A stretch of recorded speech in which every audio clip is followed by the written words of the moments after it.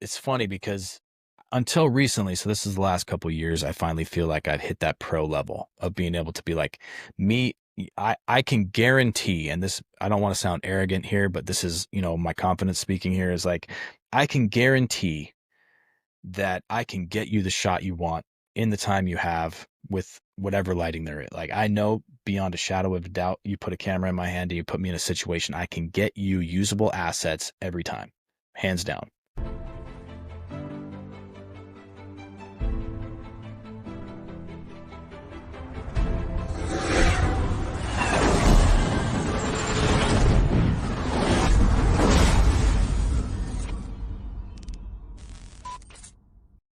Josh Best, dude. How is it going, my friend? Oh, it goes, right? Another day, Yeah. living the dream. Yeah, man. Our paths have crossed quite a few. You know, been following you. I think we've been mutual friends, and Whiskey and Windage for definitely over a year. Been kind of Mm, watching you grow.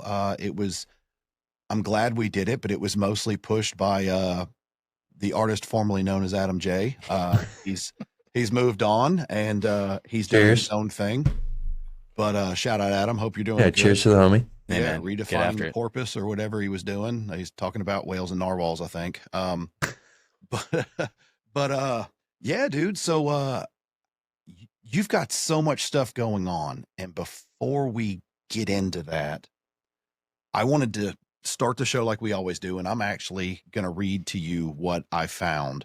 But we ask AI about every one of our guests, and it's whether it's Chat GTP or Grok or any of them, it's, hey, tell us who this person is. And we like to see what answers they give. So, Sometimes they're kind of spicy. yeah, so let me tell you what Chat GTP today has to say about Josh Best and 1156. Oh, I can't wait. Let's do it. 1156 Productions is a Spokane, Washington based media production company founded by Joshua Best, specializing in outdoor adventure and tactical storytelling. The company offers a range of services, including commercial video production, photography, licensed drone operation, documentary filmmaking, podcasting, and training videos. Their mission is to craft authentic, emotionally resonant narratives that highlight the passion and purpose of their clients' brands. It's very PC. Dude, it's out right on. Hey, my SEO is working on my website. So Yes. basically, Yes, it is. It kind of makes me think like, well, hell, what are we here for? Like, people should just ask AI about it. It's probably, you'll get the gist of it. You don't have to listen to us ramble. yeah, sounds like it went straight to my website and read exactly what I wrote there. So there you go. Would there be, since it's your words, is there anything you'd like to add, or do you think that pretty much nails it? No, I mean that nails it. It's tough to try to in today's day and age, it's tough to try to encapsulate what I want to do or who I am as a person and what my goals are in so many words that's going to be palatable by people who are searching for media production. So, you know, They, that's a valid way to put that. yeah. So, I like that. I mean, I would think that, you know, if I could add anything, I just like working with good people and telling good stories. So that's Cheers. Dude, that's what's up. That's what's up. Well, dude, let's get the first question out of the way, man. What actually inspired you to, I mean, before I ask this question, let's just, identify the elephant in the room. sure thing. All three of us may be considered idiots because we are doing what we love in an industry that we love, pursuing quote unquote the American dream, Hmm. full knowing that everybody is trying to shut the door on us, except our own industry, some in our industry, but for the most part, every outside force is against us. Yeah, statistically not looking good. And yet we still just bebopping down the path, just, clueless as all get out. So what inspired you to start 1156 Productions, and what does that name mean?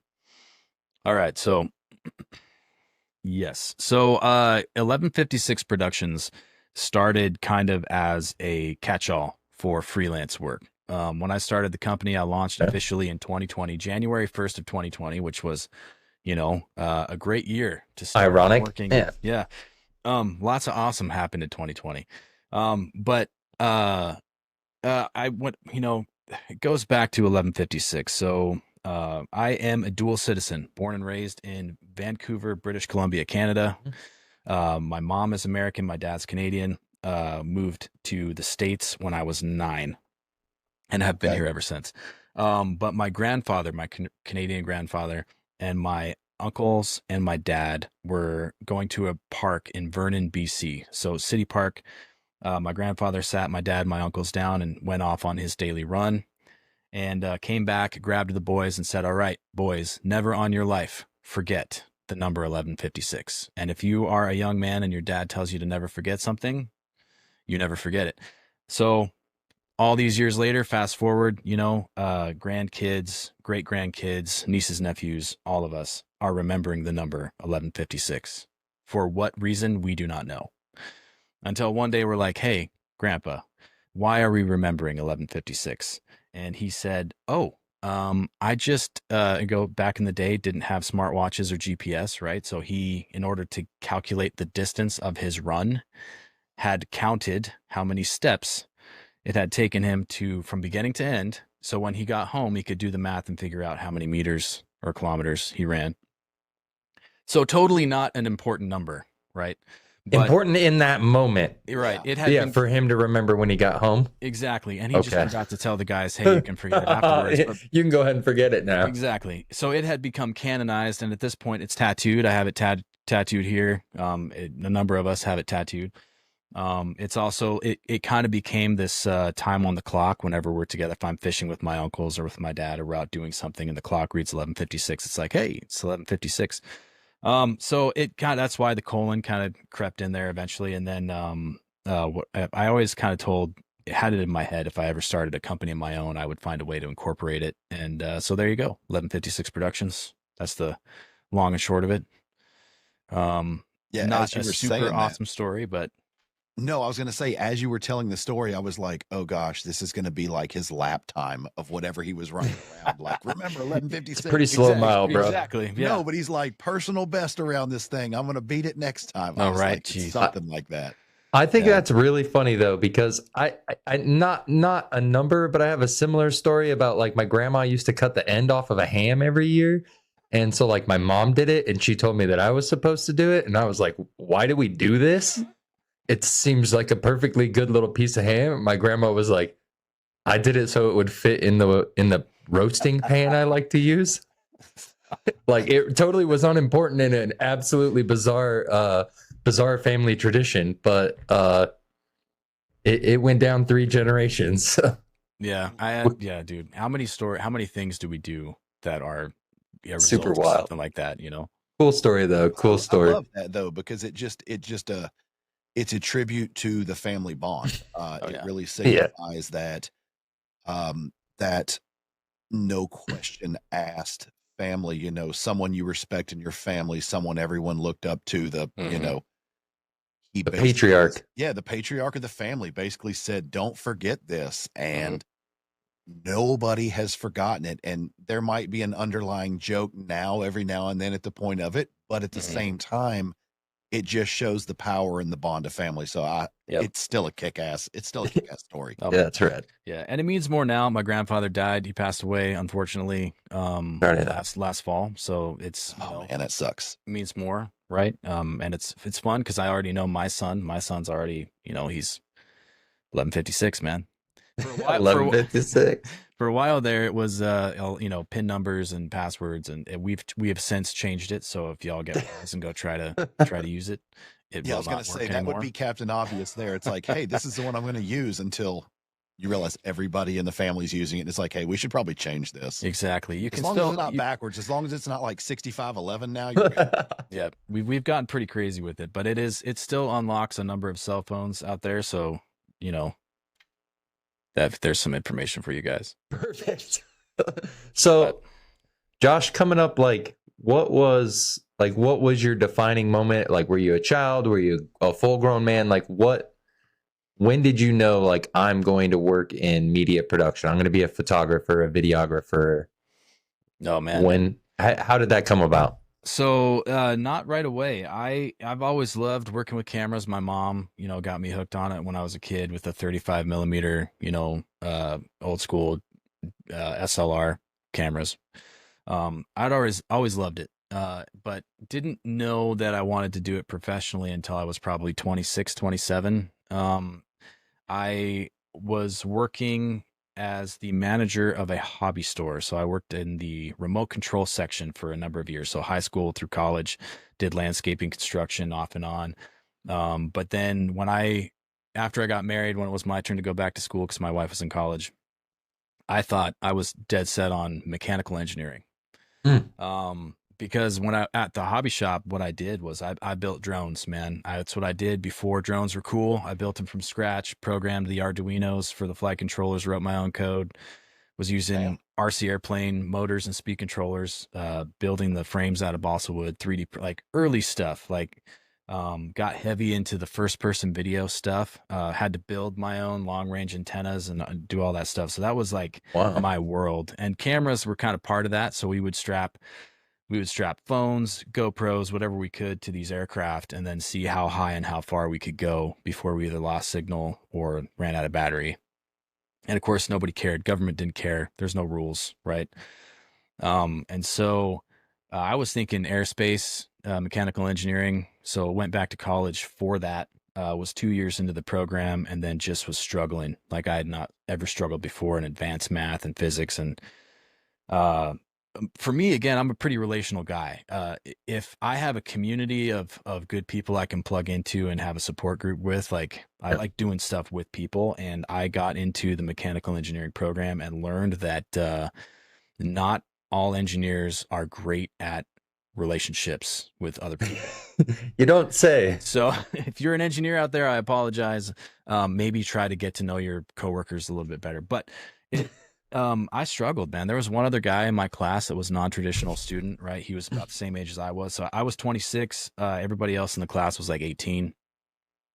I was married. I had been, working my way through school. And so I had better relationship with this one other dude that was, same generation as me. And I think my professor was younger than me a lot of the times.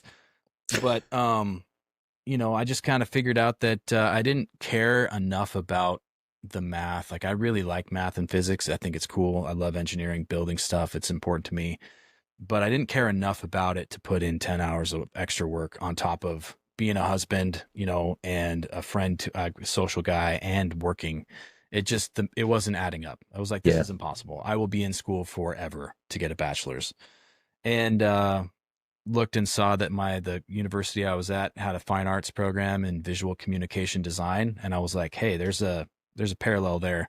I like art. I like graphic design. I like working on computers, photo, video. So changed majors, got a fine arts degree in visual communication design, and was like, and that had kind of snowballed. That started the whole thing. Cause shortly after I decided that's what I want to change majors to, I was watching the Oscars before it got really, really stupid. Really weird. And I was like, I looked at my wife and I'm like, one day I'm going to be up there and I'm going to be thanking you and God for getting me to where I'm at. And it was kind of like, that was it. And I was like, that's it. Photo, video, that's going to be my thing. Bought a camera with financial aid and just started doing work. And that's opened a lot of doors. And here I am now. It's kind of crazy. So. Yeah, I think it's interesting though that you talked about this. How old are you? I'll be 36 in Okay. May. So you're not that old. My age, yeah. Yeah, you're not that old, but it's interesting to hear because, nowadays, here I go, I'm the old man in the room. It was funny to hear you say you got started on an SLR, and it's just crazy that, I tell my kids about cameras like that or just regular point and shoot. And they're like, wait a minute, you mean to tell me you have to take the picture and then wait for it to be developed to decide if it was even a good picture? You're like, yeah. And that's where the artist was truly born. Oh yeah. You had one shot to get this stuff right, because if it was wrong, it was a whole nother day that had to be scheduled out.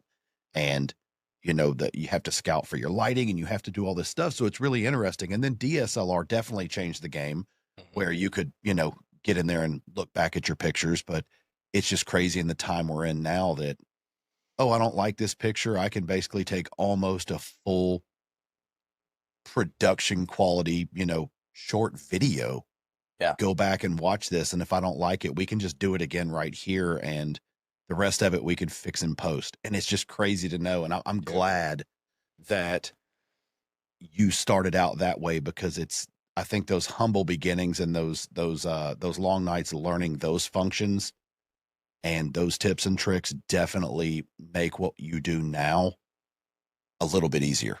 Oh, 100%. I think actually funny story. So check this out.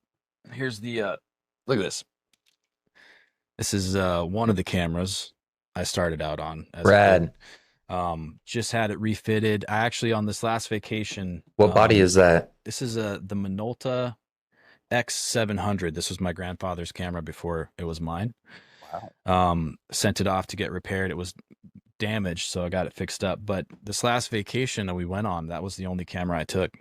I was like, I'm just going to shoot all film. But trying to reconnect and kind of relearn it, because there's this there is like, that is the foundation. All of the naming conventions, all of the lingo that we use now on the digital side, they all originated with all of the settings. Oh yeah, all of these all the old settings, and that directly translates to now, like, here we got these big honking digital machines that are insanely powerful, but still in a lot of ways can't touch the image quality coming off of a 35 millimeter film roll. Yeah. And They're very so, similar to firearms. They're very similar to oh yeah, firearms. You can take the top of the line firearm and put it in the hands of a new or average shooter, and you're Mhm. going to get average or below average results. But you Right. can take a below average firearm and put it in a highly trained professional hand, Mhm. and it will blow your mind what they can actually accomplish with what everyone else dubs, subpar. Oh yeah. And what's going to be cool is the reason why I'm kind of getting plugged back into the film scene. I mean, it is trendy, right? There's a lot of creators now that are like, Yeah. it's the thing to do. But I think that there might be some value.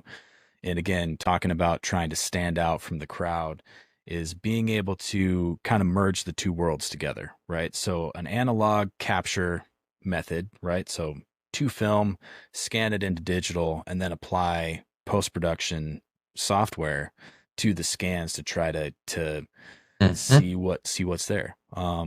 So I got some plans. I'm going to do some, I'm going to apply everything I know about studio lighting to some of the products I got here in my studio at home, shoot them on film, scan them into digital, retouch, and see if that is worth all the time and effort, right? But Are you going to develop? Are you developing your own stuff, like darkrooming this yeah, stuff, or so I thought about it. I'm not going to go that far down the rabbit hole. Yeah. where do you like? No, The we need a local. digital picture of you doing the exposures of Dude. analog film. Yeah, no, I did a That'll lot of do it. research, and there's a lot. I mean, Amazon's got everything, so you can buy all the Yeah. chemicals and you can do all the stuff. And I was like, I was gonna say, where do you get it developed now? Like, oh, you'd be surprised. There's a lot of, like, there's all kinds of websites. I think Walgreens services. still does it. Yeah, Walgreens, Walmart, they still Yeah. will process your photos. There's like, who am I using? I forget. I think it's like Dark Room or something online. Like you mail it to them and they, scan. They will do high quality scans and send it back to you. dude, you got to For a do fee, but you got to do a studio set though. I was just thinking about this, and maybe it's just completely cheesy, but you got to do a studio set, you need to take some pictures, and it needs to be dark room. It needs to look like a dark room, but you need to be developing all this stuff under dual tube,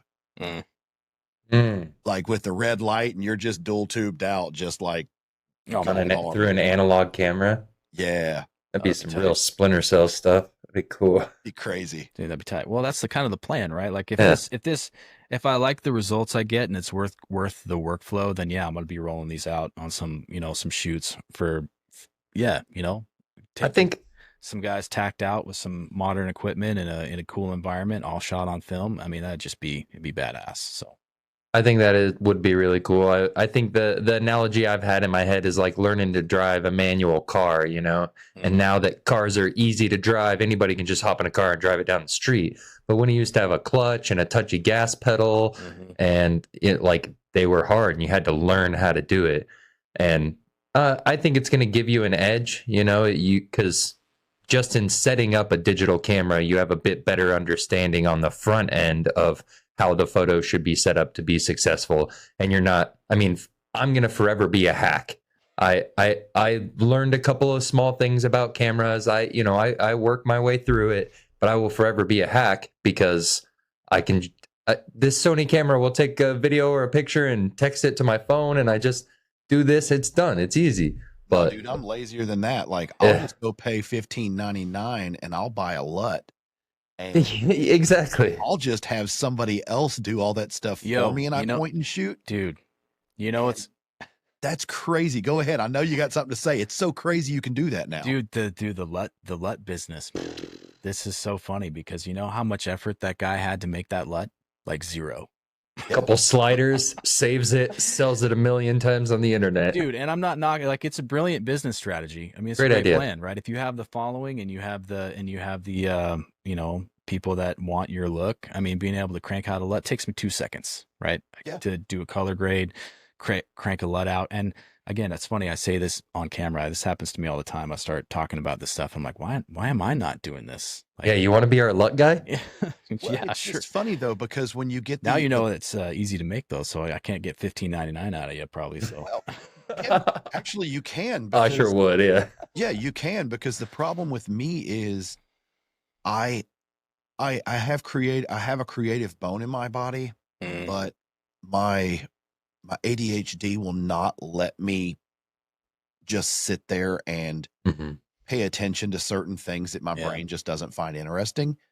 And so when it comes to that, it's that creative block that I have. It's, hey, I have a great idea. I want to go shoot this whole set of targets, and I want to do a couple cameras positioned, and this is what I want to do. Then when I have to put my Steven Spielberg hat on and say, well, how do I want to do this? I'm like, shit, I don't know, man. Like, let's just hit record and let's just do it 15 times. And then we'll take the best ones and we'll mash them all together and, you know, see what happens. Yeah. You know, that's the one thing that we have going for us right now is you have the benefit for a lot of people starting out. There are so many resources for you to be able to go and pull, right? Like, and some people, you know, some creators like to, you know, poo-poo on you for, you know, not learning it yourself. I'm kind of like, hey, you know, time is money. And if you don't have the time to sit down and learn how to do it, why not just go buy go get a LUT, start putting it on there. That'll get you to where you want to be visually, and then buy you the time on the back end to start doing the research. Right. Yeah. And I think my biggest problem is I don't have the physical time. Like you said, I don't have the time with the day job plus this job plus, you know, the family life and the social life and everything I have going on. I don't have time to go sign up for some, you know, art classes and photography classes to learn how to do certain things. So when it comes to things like I was saying offline, talking about, you know, motion track, doing something like that, I would love to learn. My problem is I don't have time to actually sit down and learn that. And the people that know it, like you know it, if I sat down and said, hey, Josh, offline, I want you to teach me how to do this, how much time are you going to have to spend FaceTiming me online, showing me the ins and outs and all that stuff? It's just all that stuff takes so much time. Yeah. And so I'm the guy that hates asking for help. So instead of, hey, give me 2-3 hours of your life spread out over a couple weeks to show me how to do something, it's like, I'm just not going to ask because I don't feel comfortable asking that. Yeah. You know, I think that, you know, first off, I'll tell you, Mike, please consider me a resource for all your creative questions about camera stuff. That goes. You're screwed. Oh man. Screwed. No, I love teaching. I mean, that's one of the things I've thought about maybe in retirement. My plan is someday when I retire to maybe be a professor and go teach, right? Because there's a lot of things that, you know, little things that if I can save somebody 3 hours by giving you like, here's the little, just start here, don't start over here, right? Then I'm going to do that because I've done the whole chasing, blowing a whole day trying to figure out one little thing, and it sucks. Like I would not, Yeah. if I have the ability to help somebody out, I will happily do that. But it all depends on, going back to that one technique, right? Of being able to track something in the frame and get that kind of cool effect. Um, is the question I'm asking myself now when I see this stuff coming up on social media is my time input in researching and learning how to do that going to pay off? Is it a good investment of my time? Because right now, professionally, if you get into working in media or any other real profession, the ultimate question you should be starting with is this a good investment of my time? And if What's your and time worth? right, because time is money. That's the equation, right? Time equals money, and that has to be the question you ask yourself. Because sometimes you look at, I look at something like tracking a slide. It's a cool effect, but where does that fit in your style? How often are you going to Right. use that knowledge in your content how is it going to improve your ability to create? Right. Agreed. And that's why I think the difference between professionals like yourself and amateurs like us when it comes to editing things, and it's actually a good thing, except I know all of the professionals are like, I mean, it's got some pros, but yeah, whatever. But software, and I don't want to get nerded out here, but I do own, I've got Adobe, I've got Premiere Pro, I've got After Effects, I've got all those things, but I also find myself when I'm pinched on time, like CapCut free, baby, here we Dude. come. Because I don't want to say it levels the playing field, but it allows me to put out a higher quality than I normally would, uh, in in a fraction of the Another time. time. But yeah, without nerding out, it's Yeah. like even the even that whole business aspect of it is now being catered to, you know, fools like me that are like, yeah, we need something now. We need that instant gratification. Make this look cool. Add this effect. Bloop. Hey, that is totally acceptable. I mean, the other day I was talking to somebody on the Guns and Cameras podcast, and they were saying, hey, they almost like shamefully, they were like, I click it over to auto sometimes. I'm like, don't be, it's not taboo to shoot in the auto setting of your camera. The AI Yeah. tools in some of these new machines are nuts, right? And so Yeah. if you need to get the shot, if the question of your capability is like, I need this photo, right? And I need it right now, and you're not totally brushed up on your camera settings to be able to shoot in manual and be able to make quick adjustments, then yeah, by all means, click it over to auto, get the shot, right? Don't feel like it's taboo to do that. And at least there's a great piece of advice I got from a pro that I worked under for a long time is he's like, look, learn from your auto settings. It'll give you a lot of Yep. information, right? So if you're like, what ISO do I shoot at? What f-stop do I shoot at?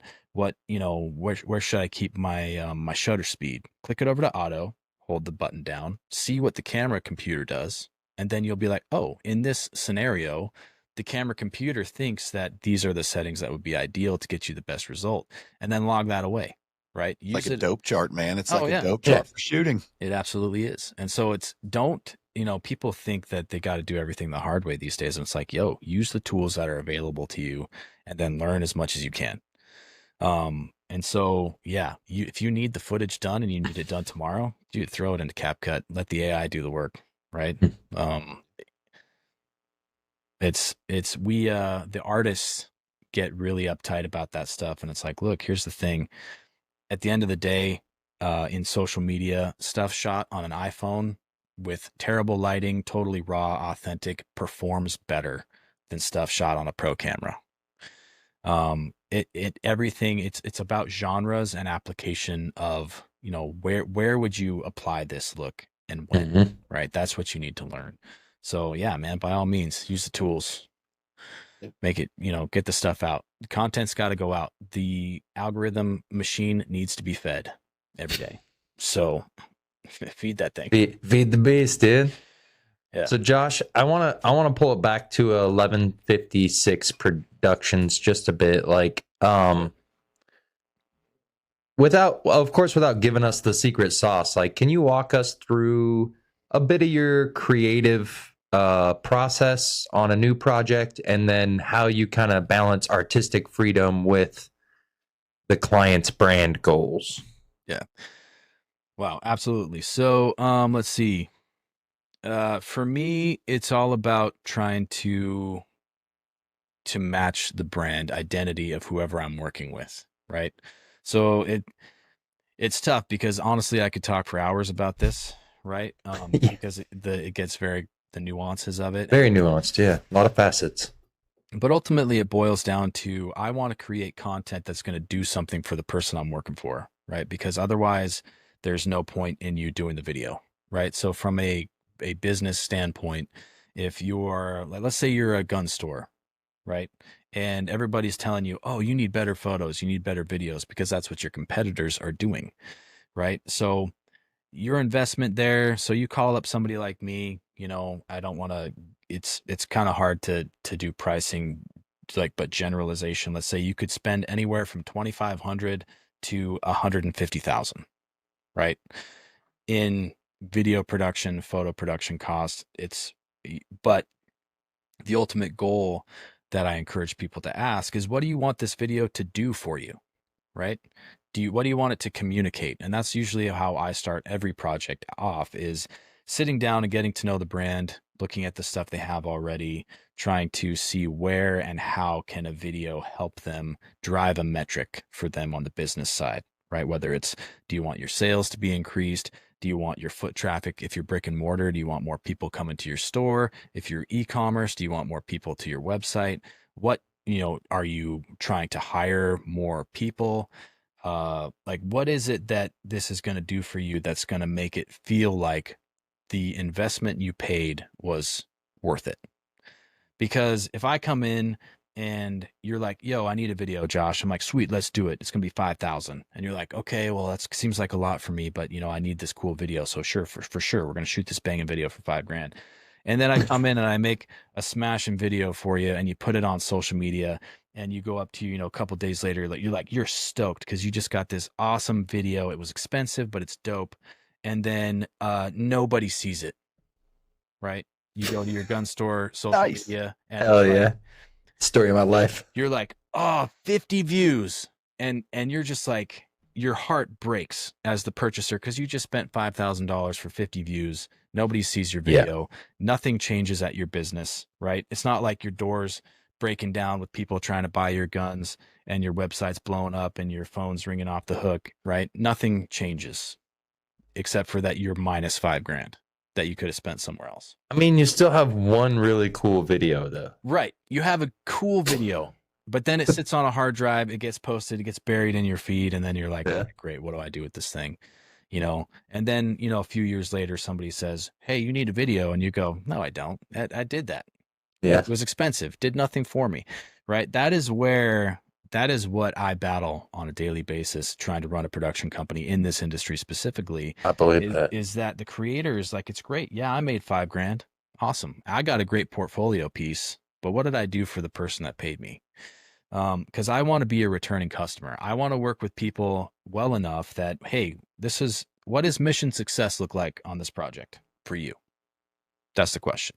You pay me money, we make a video. It needs to accomplish something. Otherwise, you're not going to call me back, right? Our relationship is going to struggle because you're like, hey, I spent all this money on this thing and it did nothing for me. And so my goal in 1156 Productions has always been to come alongside brands, partner with them, create content that's going to help them grow, help me grow, tell good stories. And for me, it's like, look, and this is why, it's not the best business strategy, so probably don't copy me on this. But if I like the brand and I like the product, I'll be like, yo, what's your budget? What do we got to do to make a video for you? Because I will hit you with my best effort for whatever you can afford if it's going to help you grow, right? I mean, So I mean, honestly, that's just a trademark of a good businessman Right. and a good entrepreneur, because everything you're saying echoes sentiment in some of my other businesses. And it's, at the end of the day, yeah, I'm sitting back with my money, but if I didn't do you justice, not only are you going to be satisfied with me, but if someone else says I'm looking for someone, I know who even if I did everything right and we had a great relationship, if you didn't get the success you were hoping, I know who's not getting recommended. I'm not going to be a negative. I'm just not being recommended. Right.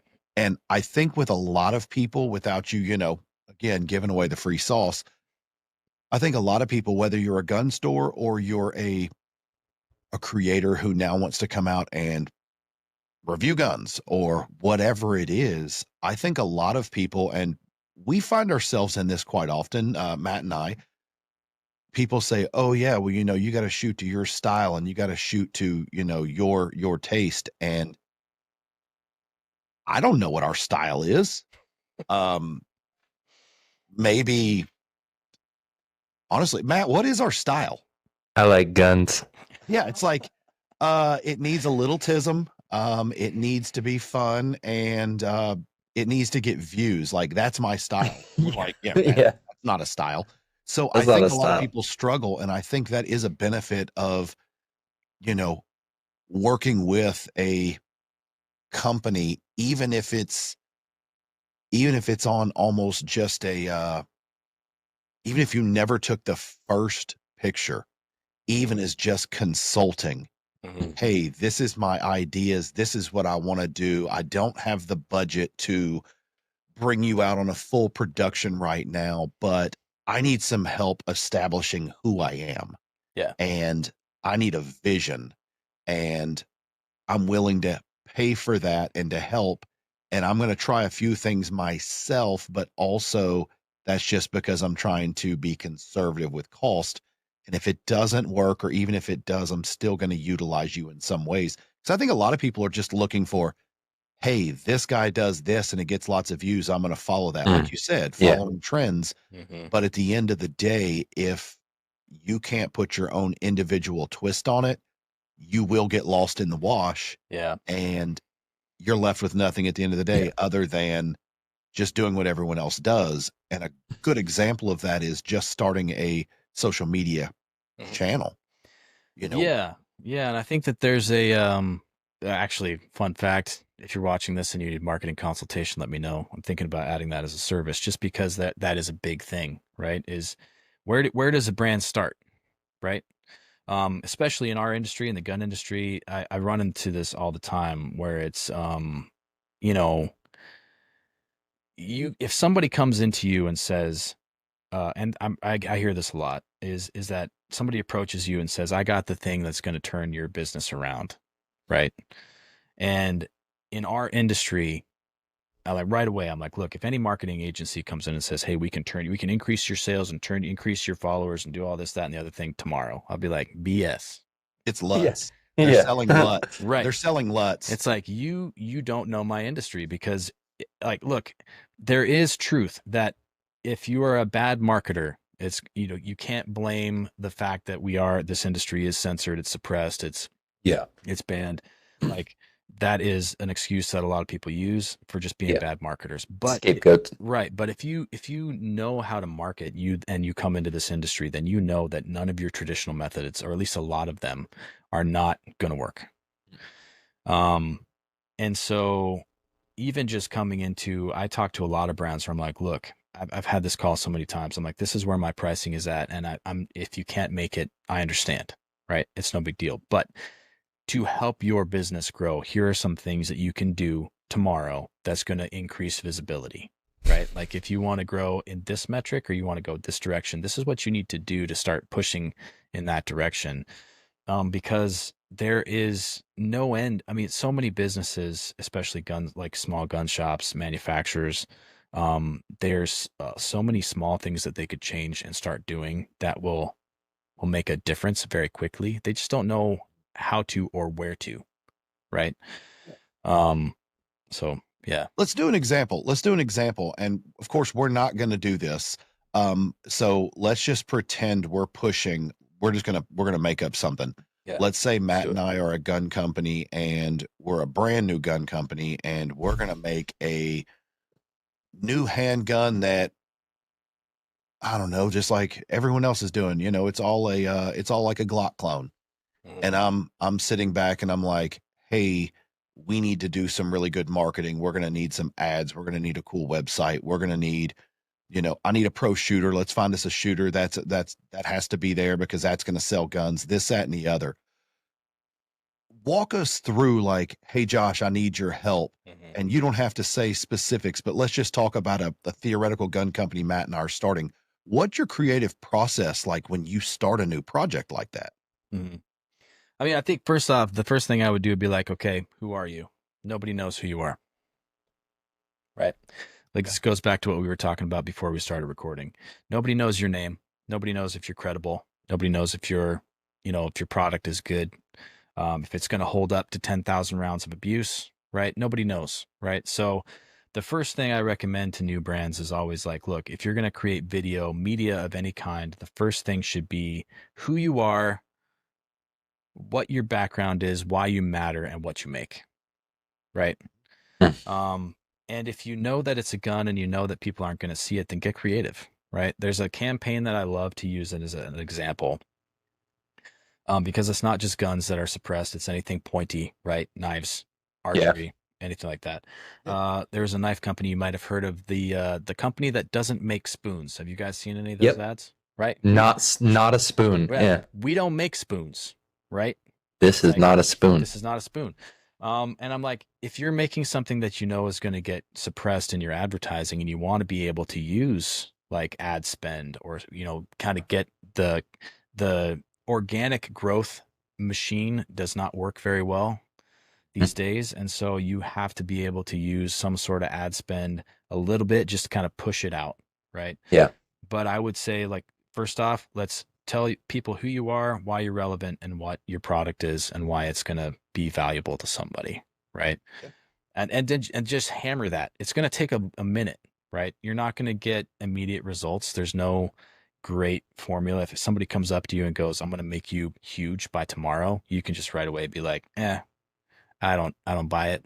You can buy the followers by yourself for less Yeah. money. I'll show you I can how. buy I'll those show you how. followers for $50. Trust me. Right. I'll show you What how. the link is. I know And- people that do it. And first off, if you're a brand and you're watching this and you're thinking about investing in marketing, here's the thing you got to know right off the bat, right? Follower count and viewer count does not sell products. It does not it doesn't. mean you are going to make money, right? That is the biggest thing that I've had with brands. They're like, "Oh, I got to get my follower count up." I'm like, "Well, why? What is your motivation for that?" Because it's not going to increase. It doesn't mean an increased sales. There's no direct correlation at all between an increase in sales and an increase in subscribers or followers. No, you're I was going to say you're exactly right. And I do want to touch on what you said about the creative process starting out, because when we started out, we were looking for a catchy name and I was thinking about it, and Whiskey and Windage came to us, and Yeah, I dope love name. the name. It rolls. Here's our problem. Well, you use whiskey.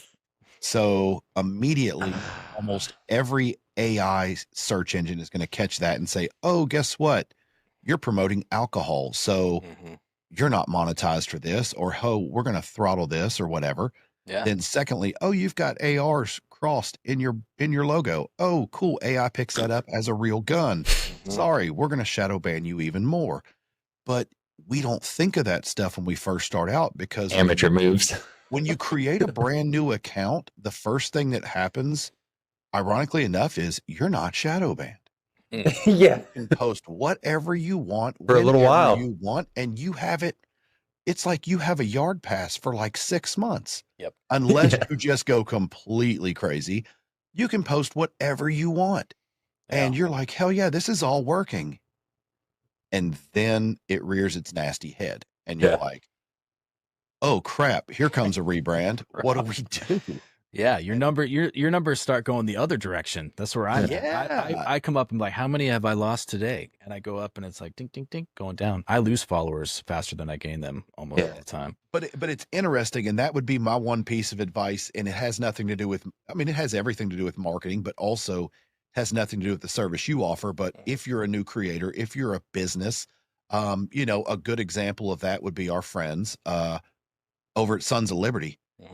Sons of Liberty Gunworks. Well, that right there is a red flag on a lot of AI. And then when you see the Angry Patriot skull, with the ARs crossed and all that, it's like, okay, AI is going to hate everything that they do. So anything that happens is going to be organic through followers that seek them out. Yep. So just like you said, no marketing campaign, no advertising campaign, no crazy, you could put the best video out there, it's going to get throttled like hell. Mhm. But I think in the market, and you'll be able to tell me more than I could tell you, but sitting in with a couple different companies now that we're working with, what we're learning more now is that they're kind of going backwards. Things are changing.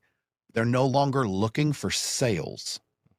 At the end of the day, they want to sell, but right now, right up front, brand awareness, Mhm. because you have to push your brand out. Because right now, I think it's an average of somewhere, depending on where you're at, somewhere between 11 and 20 views before someone says, "Oh, I've heard of that before," and they Uh-huh. click. So I think it's Yeah. kind of going back to that whole the paradigm is shifting, and we're going to brand awareness instead of we just have to add to this bottom line. Yep. And I think that, yeah, you're not wrong.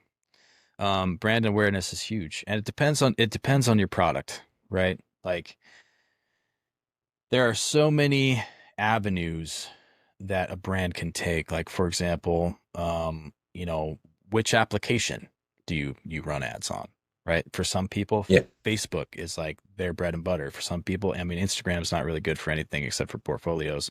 Yeah. But there's all these different strategies you could take. So I encourage people a lot to do research, right?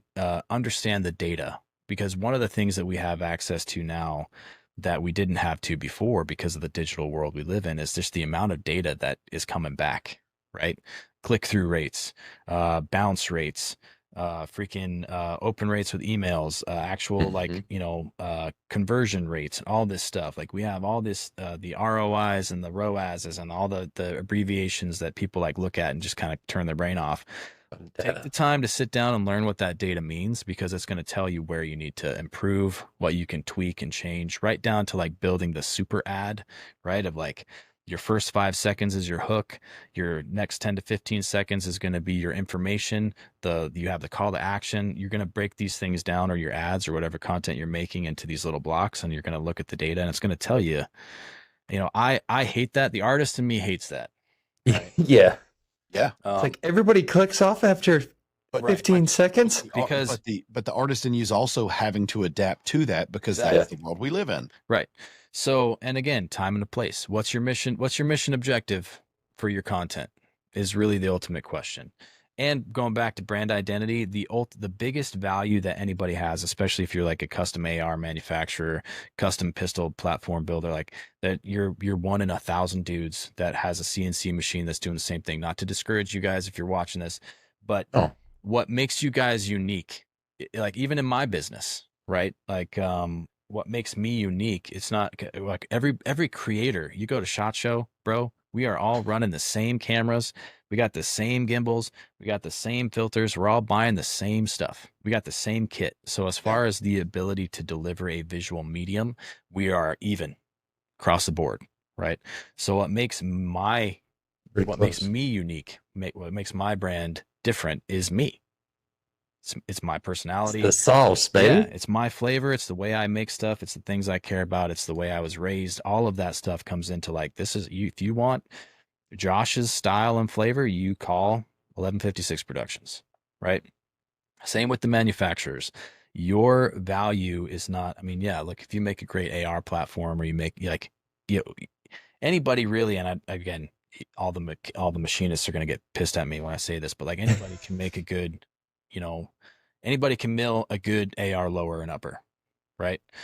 But what makes somebody want to go back and buy your AR lower or upper is going to be probably your personality, your brand identity. Is it a cool brand? Does it have a cool logo? Are the people cool and authentic? Are they not jackasses, right? Like if that's where your content matters, right? Like if somebody goes to such and such gunworks.com, right, and sees, oh, they got a pretty cool AR lower, that's a cool cut, I've never seen that before, like that, the way they put a chamfer on this edge is dope, and then they go to your social media and they click through, like, just like make sure these people are legit, like they're not scamming me out of something.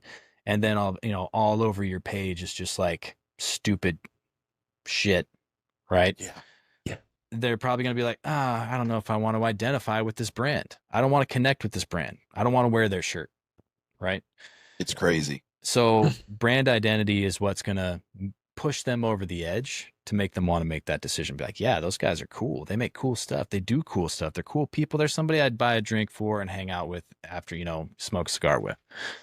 That's what's going to sell your AR over somebody else's. Amen. I think it's interesting because on our journey, and I'm sure you're seeing this in your field as well, but on our journey, looking just at the gun manufacturers, you get into this industry and you have your favorites right when you started. Oh, I love this guy. Oh, I love brand X. I love brand Y. I love brand Z.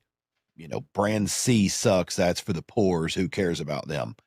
And then the longer you get in it and you start realizing it's more like professional sports teams. Mhm. Yeah, they might have one all-star on the team that everybody knows the name of, but everybody on the team is good. Mm-hmm. And it's kind of like that in the firearms industry. If you've been here and you've been here 5, 6, 7 years and you're not in any financial trouble other than, when people hit the COVID trouble. Mm-hmm. But as long as you're balancing your books correctly and you're doing everything, like, they're all pros. Everybody's a pro. I always I make jokes, and I'll say brands. I make jokes about High Point. I make jokes about Anderson and the Poverty Pony. Shout out Kyle. But like, we make all these jokes, but at the end of the day, they're all professionals in this. Mhm. And I'm more drawn to the people, like you said. Who do I relate to the most? Mm-hmm. And I realized that brand loyalty isn't existent anymore to me. It's, if I'm looking for a media company, who do I vibe with? Do I vibe with Josh? Yeah, Josh is cool. Whether you were the owner of 1156 or you were just a camera guy there and you went to go work for somebody else, if I vibe with you, when it's time to do my next video, I'm going to call you. Where are you at, dude? I need you. Oh, I'm with 1157 now. All right, well, dude, I need you. Come on, bring it. So I've learned that it's the people more than the brand, and I think Relationships. that's exactly what you were saying. Yeah, 1,000%. Yeah. Yeah, it's people, huge. People, not the brand. Josh, Um, looking back, you said you incorporate, you officially got kicked off in 2020. So you've got 5 years of reflection. Looking back, like what have been some of your favorite projects? Or if you've got one standout, that's cool too. But I think it's oh man, 5 years. And it goes like, dude, I've done so much stuff. We're the same age, and so like I can think back to 2020. I'm like, oh, that wasn't that long ago, but it's like it was also a really long time ago. Like, a lot of stuff has happened since January of 2020.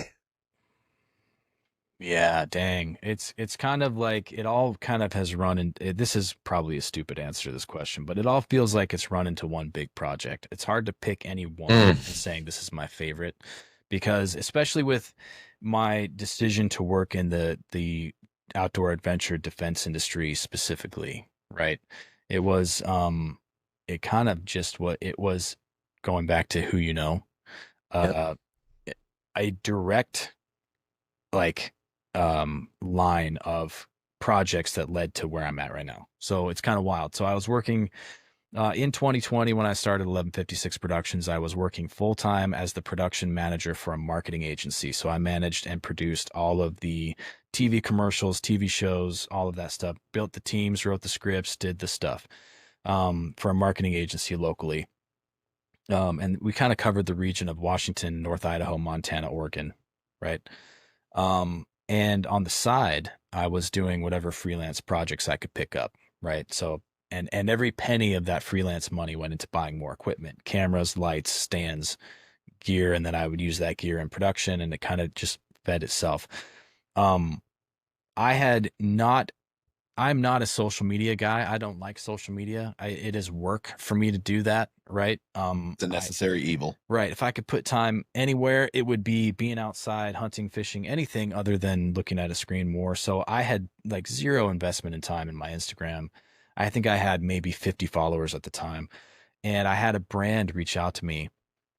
Another competing marketing agency locally asked me, "Hey, we have a gun store that is a client of ours. Our in-house guy can't shoot it because he has a felony, right? Would you be willing to come shoot it? This guy follows your stuff, says you're good. Do you want a whitelist for us and come shoot this stuff?" And I'm like, "Yeah, I like guns. I hunt. I, I've been shooting since I was a kid. So heck yeah, I'll go shoot a gun shop." It never really occurred to me that I could, do that for a gun store. So went down, started shooting for this gun store. Shout out to Axis Manufacturing locally. Check those guys out. They're doing some pretty cool stuff, especially in suppressors right now. Went down, started shooting for those guys. And then, I was shooting for them. And then this is something you guys might dig. Matt Booth from Room 101 Cigars, good friend of mine.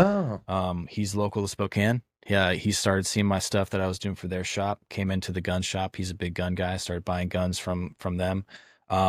He called me up one day and was like, "Yo, can you shoot some stuff for me?" I'm like, "Sure, let's do it."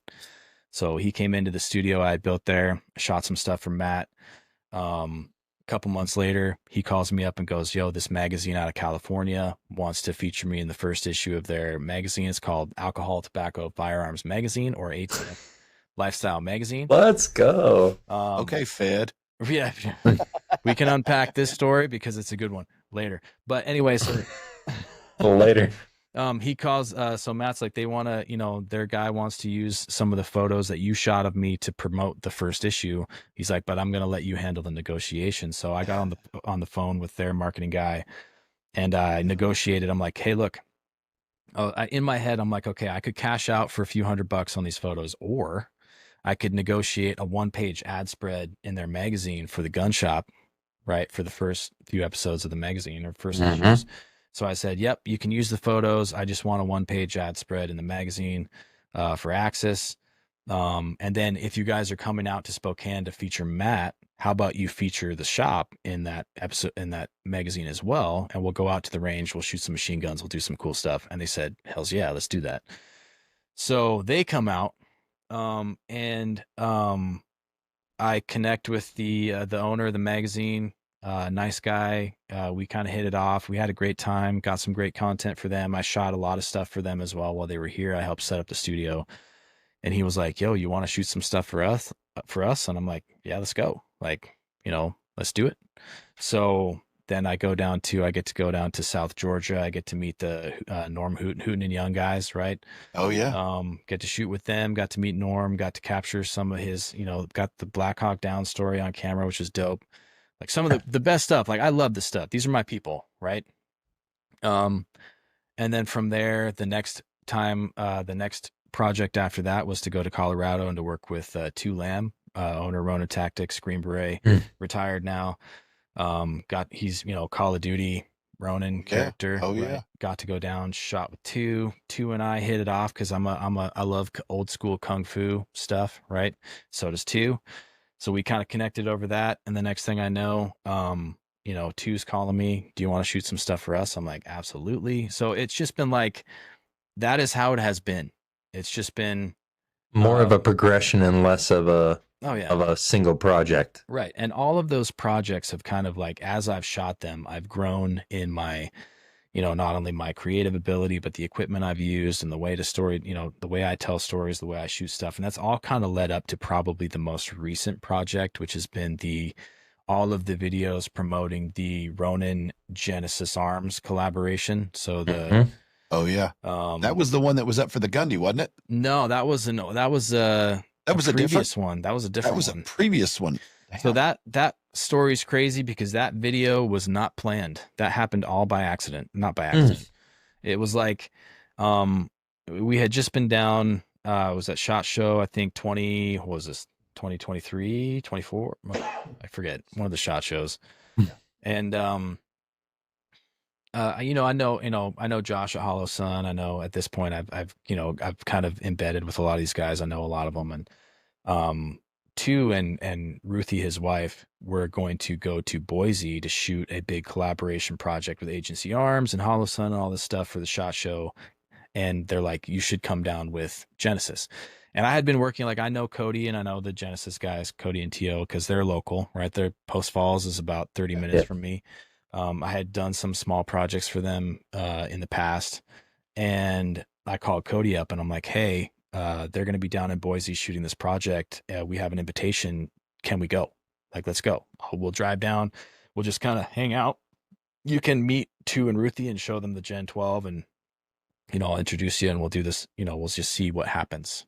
I'll bring some camera gear. We'll maybe see if we can get a video with Tu shooting the shotgun. And Cody's like, yeah, let's go. So we drive down, and we just kind of hang out with them for like 2 days. Cody and I are just down there, hanging out, watching them shoot this project for Agency and Hollow Sun and all that. And I introduced Tu and Ruthie, and they check out the shotgun. We go to the flat range, and Tu gets to run the gun. He's like, yo, this thing is sweet. I mean, if you have ever had a chance to run a Gen 12, it's like, Yeah, They're dopest. freaking we got it, rad. dude. They're freaking nasty. Oh man, one Woo. of my favorite guns ever. We got to give it the giggle switch, and I was like, man. oh Lord. And if you get to run it in auto, it's even better. You can't go Yeah. But I got the video of Tu's first run of that gun, and just like, you can just see it in his face. Like, everybody, the first time they run a Gen 12, it's just like beaming. It's the best thing they've ever shot. And there's one, and so Tu comes up after. He's like, yo, like, I really like Cody, love the gun. Like, let's see if we can create some stuff. So one of the nights at one of the locations, it was a big warehouse at I think they're still around, Federated Ordnance, or Federated, I think, is the ammo company that we were shooting at. And we were in their big warehouse, and it was dope. And Tu was like, I got 15 minutes. I can give you 17 minutes before I go shoot the Hollow Sun stuff to get some stuff for Genesis. So I'm like, snap right into go mode. So I'm like, Cody, like, we're gonna use these ammo crates. We're gonna shoot here. Let's throw some lights up. We set that thing up in like maybe 10 minutes. Tu comes out. We shoot him stills and video inside of 15 minutes. He cuts out. And then we had 3 magazines of him in full kit at the range. So that whole video, the Gundy Award video, or that got nominated for the Gundies, the amount of time we had to put that together was, we pulled the whole concept out of thin air, and it took maybe 40 minutes of shooting, maybe, if that. Yeah, and I think the moral of that story isn't. I think the moral of the story isn't, hey guys, don't be careful not to say, oh, well, they just got lucky, or they didn't take it that serious. It just shows the skill, and it shows the wherewithal to say, holy shit, like, we don't have much time. This guy just volunteered to do this for us. It's not once in a lifetime, but it was definitely once in that trip. Like, hey, if we're going to get this, we got to go now. Yep. And you got one shot at it, and it just showed that you guys rose to the occasion, and you put something together on a whim worthy enough of being nominated. And it was a hell of a video. It's a rad video. Yeah. Yeah, it was a rad ass video. So it was like, that wasn't like us 3 sitting there and me saying, hey guys, I'm going to take some pictures of Josh running down here, and we're going to get this done. And I got lucky. Like, there's a whole lot of skill in that. There's always luck in things. Oh man. But the luck got to say, yes, I've got some time, and luck that you got exactly the, you put something together. But after that, the skill took over, man. Oh, and yeah. that's amazing. Everybody had to win, right? The gun had to run. The gun had to run. Tu had to like the gun. Like, we had to be there. The gear had to be ready. Batteries had to be charged. Cards had to be dumped. Like, it had to be, you had to. It's funny because until recently, so this is the last couple of years, I finally feel like I've hit that pro level of being able to be like, I can guarantee, and this, I don't want to sound arrogant here, but this is, my confidence speaking here, is like, I can guarantee that I can get you the shot you want in the time you have with whatever lighting there is. Like, I know beyond a shadow of a doubt, you put a camera in my hand and you put me in a situation, I can get you usable assets every time. hands down, right? Right. Um, and but that didn't happen overnight. Like I went through, thousands of dollars of gear that I bought and used and learned I didn't want to use. My kit that I built, that I travel with, everything that I buy, it took years of being put into really challenging situations to figure out, like, this is what I need to have on hand to be able to tackle just about any situation in a given moment if it arises. It's just like anybody, they're like, oh, I paid you $30 an hour to do, or $100 an hour as a tradesman to do 20 minutes worth of work. It's like, it's not the 20 minutes you're paying me for, it's the 20 years that it took me to learn to do it in 20 minutes. Exactly. So it exactly. seems like luck, but really it's just consistently putting in the energy that now has finally paid you back. Right. So, and then the really ultimate challenging thing is, how do you put a dollar sign on the value, Yeah. of the value of that for somebody? And so that kind of leads up to this, really, the last project that I just shot. This was the video just launched for this. The Ronin Gen 12 collaboration video dropped. I think, man, this would have been end of, when was this? 2 weeks ago, 2 or 3 weeks ago. Where we actually had the opportunity to, because of all of this, Genesis Arms and Ronin Tactics have partnered. There's now a Ronin version of the Gen 12, and it's like the dopest looking shotgun ever. Tiger stripe camo, gold bolt, dragon serrations on it. Like, it's badass. But we shot the video to launch that in Colorado with two. In Genesis, we went down and we shot this whole video in the, like, downtown Colorado Springs. We had access to this, like, old school looking, alleyway, industrial building, brick walls. And we just, like, we got in there. We had 8 hours, I think, what was it? We had 4 hours on location in downtown Colorado Springs. And then we had like 4 hours at the flat range. The whole idea for the video was to kind of do a Mr. and Mrs. Smith, kind of like with Tu and Ruthie, talking about this shotgun. And we just kind of told the story. And I told my wife, coming back after that after that shoot, I'm like, this has been kind of the pinnacle of everything that I've been working towards over the last 5 years, has led up to this project being the one that was like, all the gear worked, all the lighting worked, the guns worked, everybody knew exactly what they had to do. All the shots got captured, and it just was like, it was perfect, in as perfect as you can be with a, Yeah. a video shoot. But, like, and I'm like, okay, sweet. So I've kind of checked all those boxes of wanting to try to get to this point. So now what? That's the question I'm facing right now. So if you haven't watched it yet, you should check it out. You can go to Genesis Arms YouTube, or it's on Instagram, on both Ronin Tactics and Genesis Arms. It's whatever it's. You'll see you'll know it. It's like the latest videos. And yeah, it turned out it's pretty dope. It was fun. So, man, I'm glad you said this, because you keep talking about how, the cards are dumped, the batteries are charged, the gear's ready. Mm-hmm. And God, this is just, there's so much gear that goes into what you do. I mean, I guess you could say you could be minimalistic with it and, you know, just run a light set, but at the same time, you could go crazy. What's one piece of gear, I guess, other than a damn body itself, like what's one piece of gear that you could not live with on a shoot? You couldn't live without on a shoot. Oh man, I don't think that there's not one piece, right? Um, I mean, I guess going back to what you said with the kind of the stupid obvious answer is, like, you kind of have to have a camera, right? Yeah. But um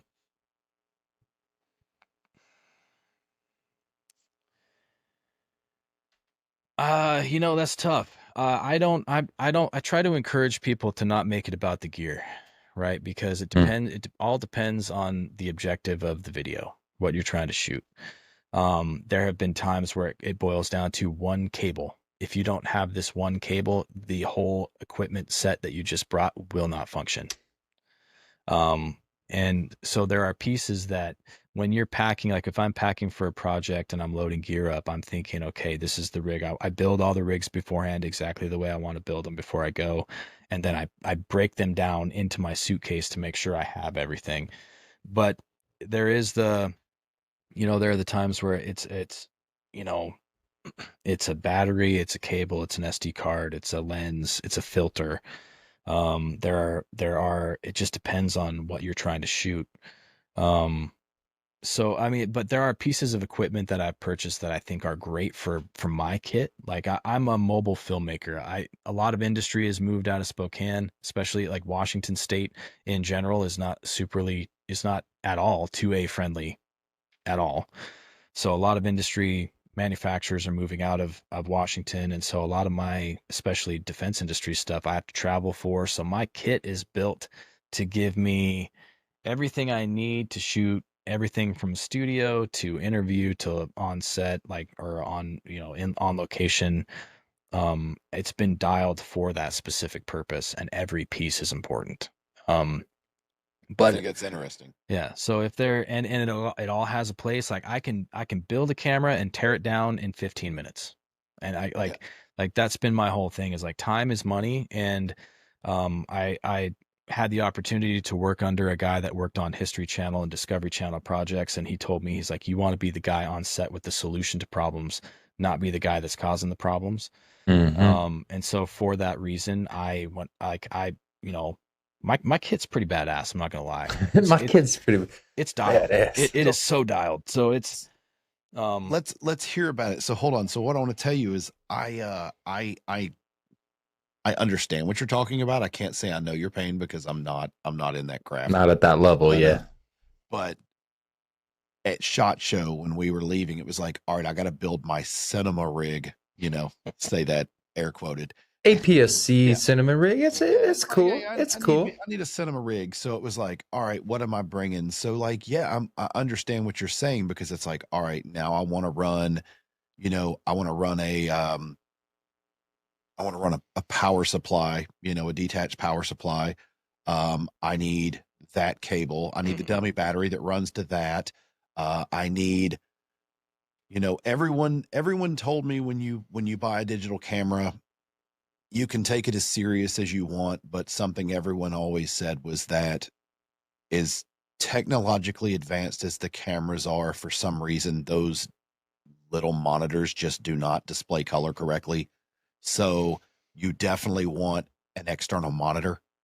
Um, Now, maybe you do, maybe you don't, but it was like, hey, you want one? And it was like every YouTube video you looked at, it was like, oh yeah, they all have them, so I need one. So of course we did that. But it was so interesting, like you said, trying to build the rig and, what works with what and how to make this power up. And oh, now I need this cable, but this micro HDMI doesn't work because it sticks way out the side. So I need a right angle, but which right angle is it? Is it the one that, which direction is it? I mean, there was so much different stuff. And that was for me to go out and carry around to a range and take mediocre video Yeah, yeah. so I could only imagine doing that. Of course, repetition makes you better. Yeah. So you're a lot better at it, a lot faster at it, and more accustomed to, all right, let me break this down, put it back together. But it's so interesting. Right now, what I run for my cinema rig, I actually just swapped over, but it's still an APS-C. I'm using the FX30B. Great. But no one can, not that I'm looking for someone to prove me wrong, but I haven't had anybody tell me the reason why I need full frame, because I'm not a photographer in the industry and I'm just trying to make some content. And so it's like, for what I'm doing, I'd like to just save that extra money, because it's not that big of a difference for me. For you, huge difference. For me, not so much. Honestly, Mike, it's not even that big of a difference for me. I mean, here's the thing. I mean, here's a great example. I actually kind of set this up because I was kind of thinking this question might arise. So here's my cinema rig, one of my cinema rig, one of. Show and tell. It's my favorite part. I love show and tell. So this is, well, let's see if I can get this in here. This is one. Man, that looks just like mine, Matt. Right. So this is one. This is like what I shot. I shot all of that last Ronin. This last Ronin project I was talking about, I shot with that exact configuration. And then here's the other one. Right now it's kind of stripped down. So there is nothing that this setup can't do that that one can do. And what I mean is, as far as the visual, it's the same camera body. So this is an FX3, right, with the Sony 70, what is it, 24 to 105 on it, and then this is a Sony FX3 kitted out with it's got a Blazar anamorphic lens on it, and then it's got all the bells and whistles on it, right? So FX30 stripped, or this one here, this FX3 stripped down, this would cost you about probably 5,500. Lenses 1,500, body's $4,000.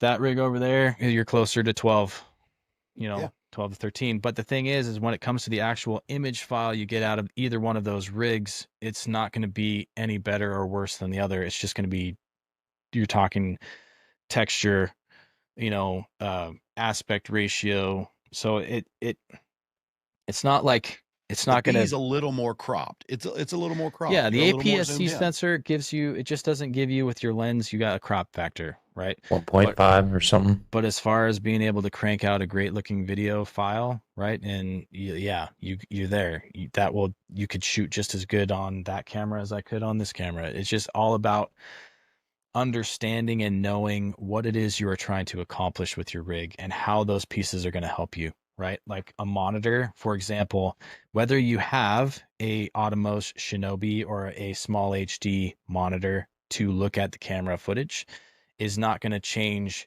how that S-Log file looks in post. True. Right? Yeah. 100%. It really is. A Shinobi, I think it's $300 for the Shinobi. It's like $1,000 for the small HD. They both do the same thing. And at the end of the day, if you don't know how to run your camera, it is not going to impact what the video looks like at the end. Right? The only thing I found that actually helped me was I was actually able to hold the camera at a different angle instead of like this. Yeah.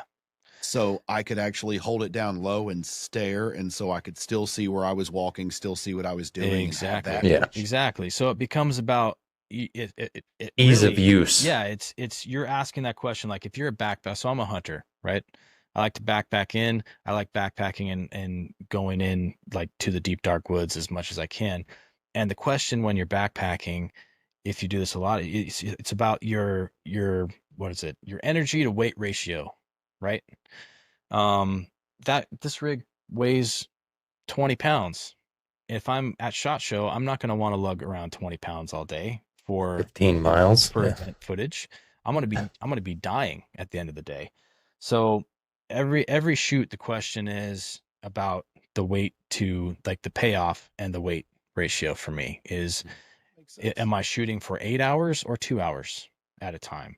Am I, do I need a gimbal? Do I need a drone? Do I need this? Do I need that? And so every project, the knowledge I'm pulling from is like, I'm not just asking about the ability to capture an image, because at the end of the day, the answer to the question is, can I take a video that is cinema quality? I can do that with this. This is all I need. A battery and a memory card and this rig right here, and I can shoot you a video that is money. The question I have to ask myself is, what situations am I going to be in that might need augmented equipment, right? Like if I'm shooting anamorphic, like the question for this rig was, I want to shoot anamorphic because it's something that makes the footage look different. It's got that cinematic look. I was going to say, I'm an idiot. What does anamorphic mean? So an anamorphic lens is an aspherical aperture, right? So like these lenses, any of these Sony G Masters, they have a circle, right? This is prime lenses like or cine glass, they all have like a circle, right? An anamorphic lens is an oval. And what that does is it takes all of the wide stuff happening out here at the edge of the frame, and it squishes it into the middle. And then in post, you do what's called a de-squeeze. So you take all your footage and you de-squeeze it to, I think it's like a, oh geez, I'm gonna have to Google it because I'm not gonna be able to pull it off the top of my head. It's like a it's not a 16:9. It's like a 2 to something ratio. Sorry guys. Okay. My my brain's shorting out on me. But it gives you that cinema ultra wide look, right? Okay. Different bokeh, right? You get this, it's and these lenses in particular, these Blazar Remus lenses, these are They're all manual lenses. They have some inconsistencies. These are not expensive lenses. I mean, you're talking about $1,000 each. If you buy a kit, it's like 25 or 3,500 total. But I like that in my stuff. I like texture and I like imperfection. And so I wanted to bring all that into this project. So I was like, I'm shooting everything anamorphic. But I rely heavily, if you are a run and gun filmmaker in our industry and you know that time is money and you have a limited time, autofocus, I rely heavily on because Mhm. I need that. So I'm like, well, I need autofocus for the shoot because I have, very limited time on location with these guys and I need to get these shots. So DJI's new Focus Pro system is money. It's a LiDAR based focusing system. So I got that on there. Audio is not hugely important on this project, but I do want to have some ambient, so I got sound on it. I don't like changing batteries, so I'm going to be shooting 4 to 6 hours consistently. So I got the V mount set up on it. So it's all about decision making about how am I going to use this gear? How's it going to work in my flow? And if it doesn't work, it's not going on it. Right. Yeah. Um, and But then that's all trial and error from what you've done to find yeah. what works for you. Yeah. And that goes back down to lighting. Like these are one of my new favorite things. So if you're a mobile video guy, these little small, like we live in such a great time for like portable Lights are cool. lighting stuff. These little lights from smaller, I think these are small rig. Lighting makes all the difference is what I'm learning. Yeah, these are money. I use these on that shoot. These are awesome. These are like a couple $100 each, but they're great. Full color. I use the Godox tubes that I've got set up behind me. These are the TL15s and the TL30s. Those are low budget tube lights. Those are some of the best things I ever bought. I've got so many miles on those things. They're magnetic, so you can stick them just about anywhere. They got a couple of different lengths. I like the TL30s because they're, the 15s, sorry, are about a foot long, and I can pack 4 of them in a backpack, and I can put them together to be longer or shorter, and I can stick them all over kinds of places. So I usually travel with a couple of those. There's these Godox flexible LED panels that you can fold up like paper and stick them in places. Those are great. So it's all about, what do I got to do? How many people do I got to light? Audio. So one of the best things ever right now are these DJI Mic 2s. These are money. I got 2 sets of these that I use for just about everything now. I was gonna say I've got the Rode wireless ones, and they work. There's drawbacks, but yeah, depending on what you're doing. We used the Rode Wireless Go's, like the first gen, as a backup audio system to our Sennheiser audio when I was shooting TV. And you said Sennheiser. Yeah, that's we had they were the backup solution because we had nothing but problems with the Gen ones. I'm sure the new ones, like they're all making all the chips are made in the same factories, guys. So whether it's Rode or DJI, it goes back to brand awareness kind of, or your loyalty for brands. DJI is a great workflow because everything works together. It's like Apple, And what's great about these now is that I don't need to have an external recorder because they're built in. I mean, the Rode, again, same, right? But these have there's a hot shoe mount adapter for the DJI setup that lets me put the receiver straight into camera, which is huge for me because it saves some time on the back end. Instead of having the coiled wire that just plugs in and you just got to deal with all that. Yeah, I don't have to sync anything. I can put just hot shoes. Yep, put those channels straight into the hot shoe instead of having to have that extra that's money. 3.5. That was DJI Mic 2? Yeah, man. Those are my faves. And those also work with, I've got all the freaking action cameras are the biggest waste of money. Don't buy action cameras. I hate them. But and then the mics pair up Bluetooth with all of DJI's cameras and stuff too. So yeah, I mean it just depends. YouTube is great at telling you what you need to spend money on. Yeah, 100%. Yeah. But it's not great at explaining the why. I've got, so much gear that I bought that I thought I would use all the time that I'd never use. It's interesting. I can't even imagine. I was going to say it's interesting because I won't say who it was because I promised them I would never say anything that I saw that day. But I'm gonna leak a little bit. When we were at SHOT Show, we were at one of the range days, and a company was actually filming a first look at a new product that was dropping, and we were going to get our hands on it as well. And we were don't want to say we were lucky enough. They kind of got ramrodded. They basically were told, hey, these guys are going with you. You get your stuff and then let these guys do their thing with it. Mhm. Life is good. But I think more valuable than us actually getting our hands on the new product, we actually got to watch a professional group of people run around and get the video they wanted. Mhm. And, you know, there was a main, I don't know what you call this guy. Like there was a main character, like there was a lead guy, that one guy that did all the things. And then there were a whole bunch of camera guys running wild. And it was, let's do this, let's go there, let's do this, let's get that. And Stop. yeah, but what was really cool though was they were like, hey, please don't release what we do or how we do things or this, that, and the other. I guess, you know, and that's common courtesy. We're not going to do that. Mhm. But it was really great insight to see and observe how someone does those things. And I look at it and say, can I do that stuff? Well, I mean, the short answer is yeah. If I dedicate enough time to the craft, I could be just as good as those guys Mhm. if I feel I'm confident enough. But short term, what it was, I actually got to see, oh, wow. I think far too often, and there are certain scenes or certain videos that have to be done in one take, no ifs, ands, or buts about it. You got it. You got to get it right. Mhm. But there is also things that people don't realize, and it's the magic of Hollywood, the magic of editing. Yo. As long as you first, you have to have a game plan of what you're doing. As long as you check off every box as you go, okay, I got this angle, I got this scene, I got this. This is what I wanted to accomplish with this one. This is what I wanted to accomplish in that take. I actually got to see all that stuff and realize, like, wow, even if you still show that you missed, I mean, you know, a lot of these videos show, oh, hey, I don't miss it all and I'm just lights out.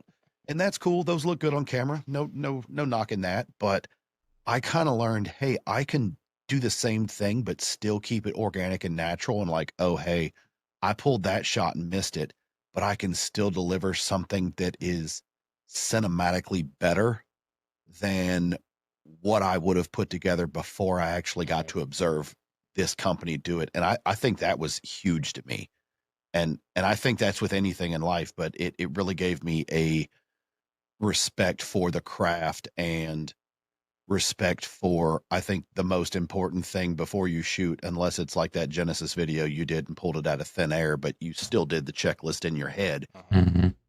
I think the number one thing that most people do that is a fault is, I'm going to go to the range to shoot content. What are you shooting? I don't know. I'm going to set the Guns. tripod up and I'm going to shoot guns, and I am going to take whatever I got and I'm going to mash it into this thing. And that's my content. And I think the number one thing that people fail at is go have fun Proper with your planning. friends and do the shooting, but like also have a plan of what content you wanted to capture. Mhm. Knock that out first and then go have fun. Absolutely. Absolutely.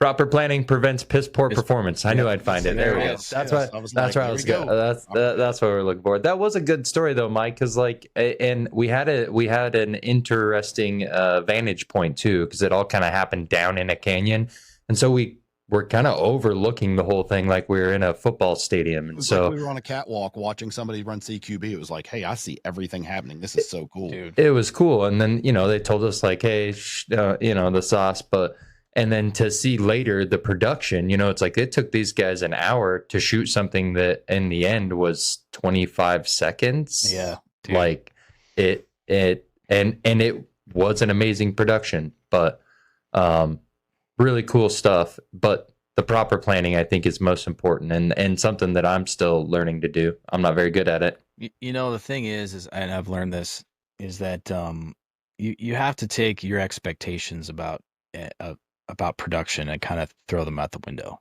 right? Mhm. I have this story because this kind of plays in with what you guys were talking about. So I was coming back from a video shoot when I was working back for the marketing agency, and my boss called me up and said, "Hey, I need you to go shoot behind the scenes footage for an HGTV home renovation show.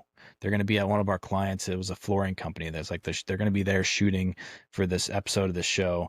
I need you to get some behind the scenes footage for social media for our clients. I'm like, okay, cool. So I'm driving out to this shoot and I'm thinking in my head, I'm like, okay, if I was HGTV, cable show, home reno, there's probably going to be a producer. There's going to be, there's going to be your director slash camera, a camera operator probably, and then maybe a PA. So you'll have maybe anywhere from 3 to 5 people there for crew. And I was kind of in my head preparing myself for how would I shoot it and who would I have there for an HGTV show.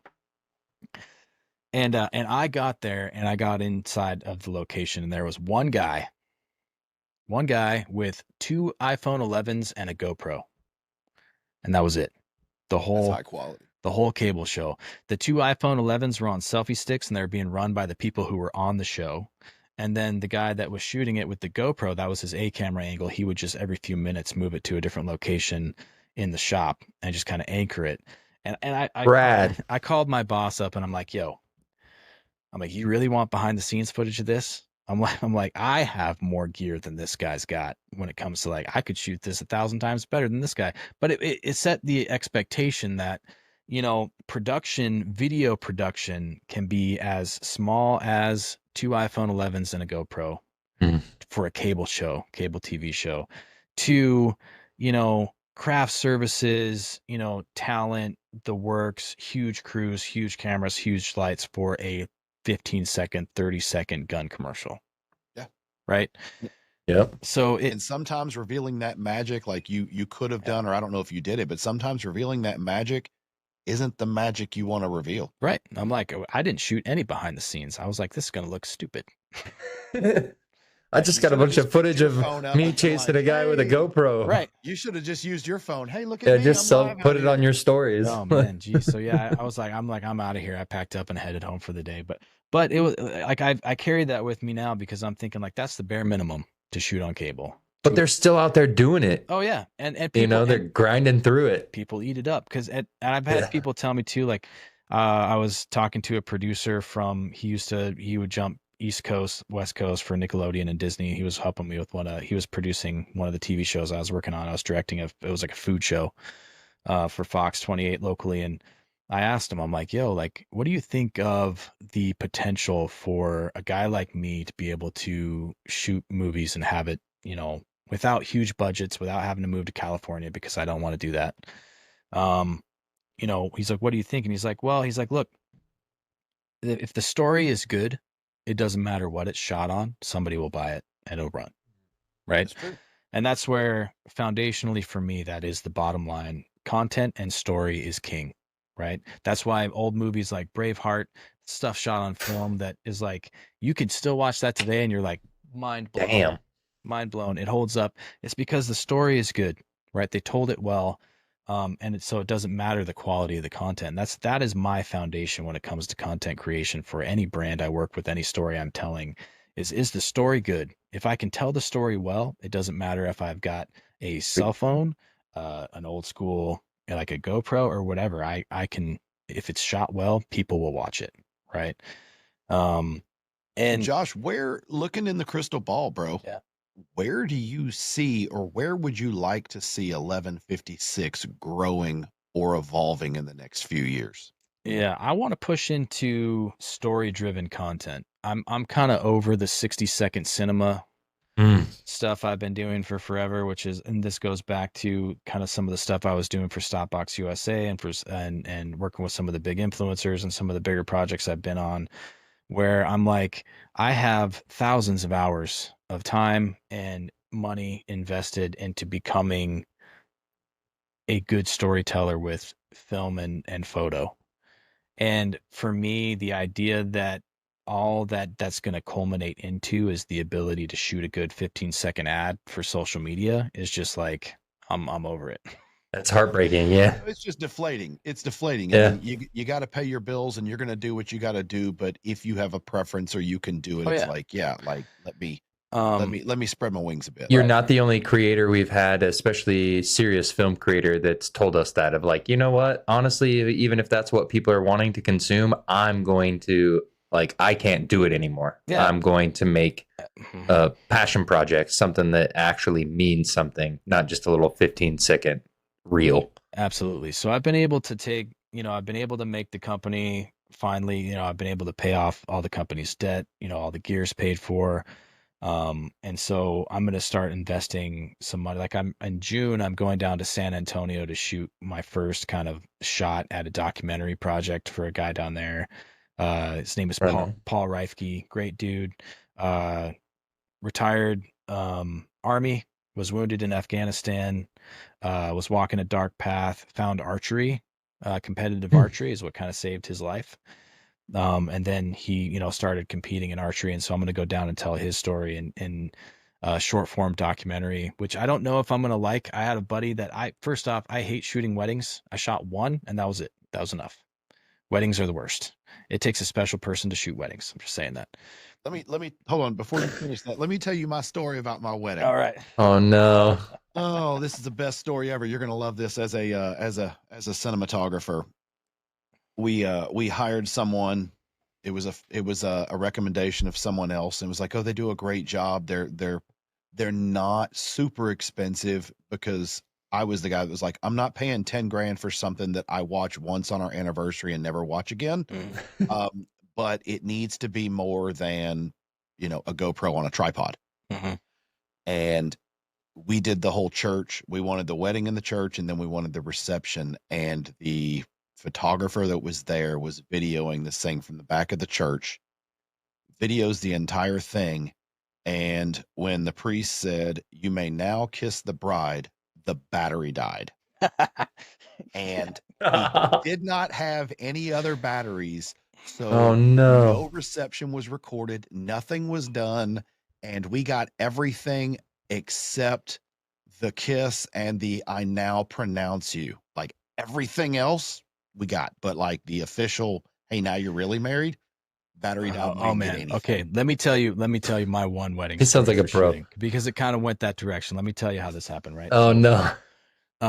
So I was like, look, I knew I didn't want to shoot weddings. I had already shot one wedding for a friend photo and that went terribly. Not like, it was just the event in general. There's so much pressure and the bride, you never know what's going to It's happen. high stress Oh for Yeah, man. like dude. And I was such a like, weird day. all right, so I know I don't want to shoot wedding photo, but this friend is asking me to do a wedding video for her. And I'm like, she's a good friend, like for sure. I'm like, I'll do it cheap and I'll do it well, right? Because I want it as a gift, right? And so I just bought my first FX3. I just bought it and had it all set up to run on a gimbal. And she told me, we had a meeting and she's like, the one shot I want is the groom's face when he sees me walking down the aisle. I'm like, easy. I'll set up a camera on a tripod, punched in right on his face. Guaranteed you're going to get that shot. And then I'm like, and so I have that camera locked in and it's set up as a B camera as the shot. So I'm like, it's a long lens punched right in on his face. That's the only reason why that camera is there. And then the other camera, FX3, brand new A camera, is going to be capturing everything else. And it was a hot day in June, and the B camera is running. Everything's great. I got sound. A camera, like I get the first couple walking down the aisle, like the groomsmen, bridesmaid, whatever. Great. Right as the bride is going to come out, the camera goes into thermal shutdown because Oh, it gets hot, I man. forgot to turn that setting off. Amateur move, right? Yep. And I'm like, for lack of a better term, I'm just like, fuck. like, like that is all I'm thinking of is like That's what I promised my friend. exactly. But the B Oh, camera, man. so I got the groom's face, but I have nothing of the bride. In fact, by the time I get the camera fired back up, she's already down the aisle. So I got the back of her head blurry because it's focused on him as she walks up to him. And then from there, I get it set up. And then the rest of the whole ceremony is just kind of like hot trash. And so I'm thinking I go right away into problem solving mode. I'm like, how can I fix this for the video? How can I fix this? Because this is like the one of the big moments. I got the one shot, yeah, great, but the rest of it is garbage. It's not gonna be enough. And so we was working with behind the photographer and I saw this natural tree tunnel in the woods after post ceremony. So this is all done. And here, going back to movie magic, right? If you're a videographer or whatever, you have to let go of sequential filmmaking, right? Uh-huh. It does not have to happen in order. So True. I saw this tree tunnel and I went to the photographer. I'm like, yo, I need the bride and groom for like 10 minutes when you're done before they go to the reception and do the rest of the ceremony. And so what I do is I grab the bride and groom and I recreate her walking down the aisle. So I'm like, in the story, again, going back to But in the story is tree king. but in the trees. Right. So I'm like, in this story, the groom is there and then the bride is there. And then for them, everything else is going to disappear. And it's just about them two, right? It's about their moment of her walking down. So beautiful, perfect lighting, her walking slow motion down this tree tunnel to the groom, recreate the whole thing, the kiss, all of it, right? And then in post, it's just magical because like it covers up that whole thing. So you see the groom and you hear the music, and then it just everything else fades away, and it's just them. They have their magic moment, they kiss, and then it slams you right back into the reception. And I'm like, thank God I saved this video because you know otherwise it would have been just like it's like that meme where you hear the what is it, the Jurassic Park music, but it's all off key because it's just like actually not awesome. And then after that, I was like, I don't want to do this anymore. I about had a heart attack. I'm never doing that again. It was a 12-hour day of just like grinding, and then the stress of having to fix this problem on the spot. And I'm like, screw that, man. Well, it's the weight of somebody else's memories depends on you. It's like, I don't want to be. There are people that are made for it, but I don't want to be the guy that is responsible for capturing what should be a couple's best day ever. Right. Because that just is a recipe for how many things can go wrong, because everyone knows that weddings go terribly wrong and you just have to salvage them. Exactly. But they expect it to be perfect in the video. And that's the thing. Oh, yeah. I told my wife afterwards, I'm like, look, here's the thing. I won't do that anymore just because realistically, again, going back to the payoff at the end, like you said earlier, Mike, is like, I just went through all of that hell and that stress and trying to solve it and that anxiety for a video they're going to watch twice in their lifetime, right? Probably not. Again, if you're somebody that watches your wedding video over and over and over again, good for you. Like, that's awesome. But most people don't do that. I don't even know where my wedding pictures are. I'm going to be real honest. I know where a couple pictures are that are hanging on the wall, but the actual pictures, right? We looked at them, we said these are great, and we stashed them away somewhere. Yeah. So I decided, long story short, after all that, I'm like, forget weddings. If somebody wants, I'm like, no, I do not do weddings. If somebody is a friend and asks me, I say, look, I love you as a friend, but I would rather go and celebrate with you and party with you and not have to work than to have to do that. But what I found out though is later I had a buddy who specializes in weddings, and we were talking about documentary filming and stuff, and he was like, yeah, he's like, the thing is that they say is that the best documentary filmmakers are also wedding guys because it's the same thing. And I was just like, what?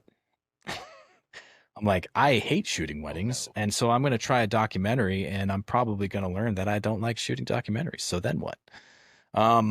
And so now for me, the plan is to be like, you know what? We kind of wrote this, again, going back to this Ronin project. It was like, it's fictional. We set up this narrative, and I'm like, I think that's what I want to do. I would like to push into, actual scripted. I mean, the whole goal for me from the beginning was I love movies. I want to shoot movies. Yeah. I want to do movies. I want to do miniseries, something that is narrative driven. It's not documentary. And so that's the end goal for me with 1156 is to push into taking what I know about, especially the gun industry, right? Special forces, working with some of these operators, having a good understanding of what good CQB looks like, what proper gunplay looks like, and being able to take that and put that into as a director or a producer, be able to create a series that has those mechanics built into it from the beginning, I think will help, because I think that we have these John Wick movies and we have these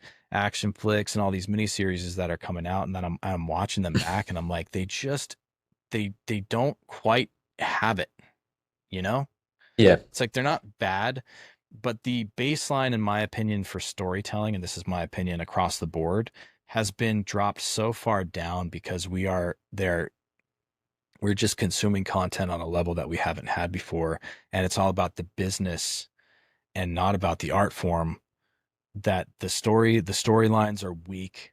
the characters are weak, the action sequences are slowed down, and the punches are being pulled. Like that's one of the best things about old school kung fu.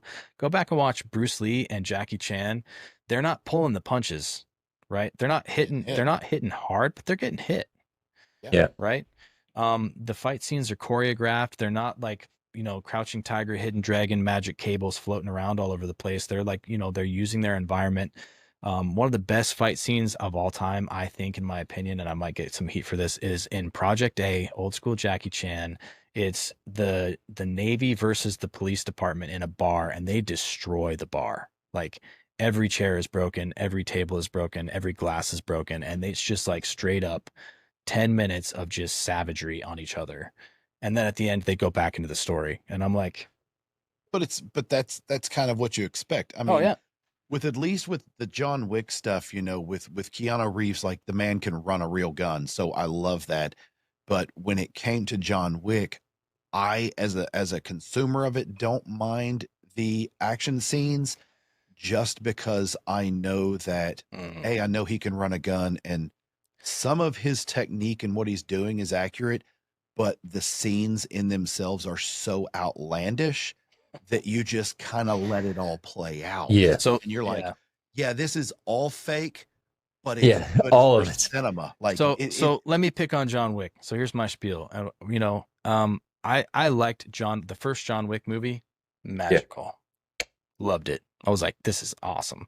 Industry changer. Right. Great gunplay, real guns, great, cool story, cool world, right? Like the idea that there's this secret, like, assassin world that has all this lingo and this language and this currency and these tattoos and all this stuff. I'm like, this is sick. I can't wait for more of this. John Wick 2, and you're like, John Wick 3, and you're like, all right, I'm out. You lost me. Because here's the thing. What made John Wick 1 great? Can you kill? Well, and not even. It takes 3 mags to kill one guy. Right, with the bulletproof suits and the whole in what world is this believable? Right? Yeah, running around like this, 20 rounds in a magazine, all catching him like in my you're supposed to be an assassin and you can't miss my forearm, right? Like, you can't hit me, and I'm just like, oh geez, okay, great. And then that it just enhances all the tack reloads and stuff. And of course, I love Keanu, right? Because I, again, dedicated to his craft, love it. But he's even getting older and he's slowing down. Right. So it's like, man, I wish. The thing is about that whole storyline too, is we come in at the destruction of the whole world. Right. So you get introduced to this awesome culture, and then you just watch him in 3 movies or 4 movies dismantle everything. Right. And then you're like, oh dang, like it would have been cool for a prequel. Right. Like if they had gone back to, here's John Wick and here's his career, and then at the 4th movie he burns it all down instead of this progression. That'd be great too. Like, so it's like action movies like that though, where it's kind of like, it's all about it's the hook, right? It's the grabbing people's attention and trying to keep their attention for the entire film that is driving the story, right? And all of the movies that are being made these days tend to follow that trend, right? Where it's hot, pushing visuals, pushing, these fight scenes and sacrificing the integrity of the story in order to keep people's attention, because we're so desensitized because of our 15-second cinema world that we get these kind of weak plot lines that just have these pushing visuals, like Transformers. Have you guys watched any of the new Transformers movies? It's like it's visually exhausting. It is. And so I want to come in and I'm like, yo, let's bring in, like, I take all of my understanding from how marketing and visual storytelling works and try to bring some art back, because one of the advantages we have, Matt and Mike, right, going back to our generation, is we understand the value of that because we came from a world before social media, before, we've experienced both. And so that is a valuable thing, and I want to try to bring that into my storytelling, being like, that's right. Let's adjust the pacing. Let's bring in some real physics, practical effects. I think will trump CGI any day of the week, right? I tell people all the time, I'm like, one of the greatest action scenes of all time is Terminator 2 jumping a Harley and a semi truck into the LA River. Like, that's not CGI. Somebody jumped a Harley Davidson off of a bridge into a canal, followed by a semi truck. The fire was pyrotechnics, but it was real fire. Like Yeah. that stuff actually had to happen in order for the film to be made. Yep.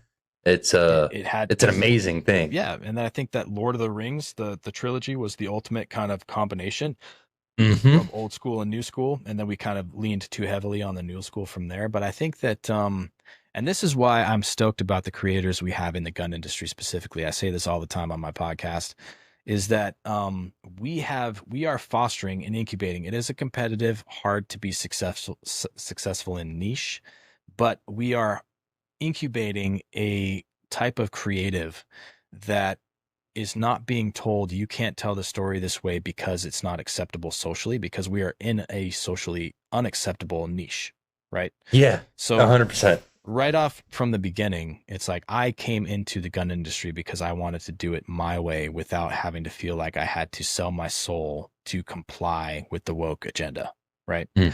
As an artist.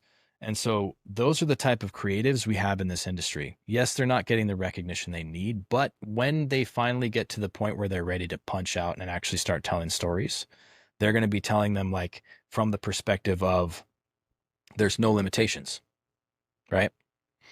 We're gonna do it practical. We're gonna do it with real guns. We're gonna do it safely. We're gonna do it with actual operators. We're gonna do it with real tactics. We're gonna do it with, we're gonna say with language and scripts that would be realistic. Like if I'm in a gunfight for real life, the only words probably coming out of my mouth are going to be expletives, right? Yeah. Yeah, exactly. Like, and then having realistic dialogue that's going to be, it's not. And again, casting is a big one, right? You look at the compromise of the quality of the story because of casting and DEI requirements in Hollywood, saying like, hey, in real life, this person, again, I'm a Christian guy. I believe everybody was created equal. That is my foundation, right? God loves everybody the same. So I have no inhibitions. But if the story happened historically this way, then that is how it should be cast. Right.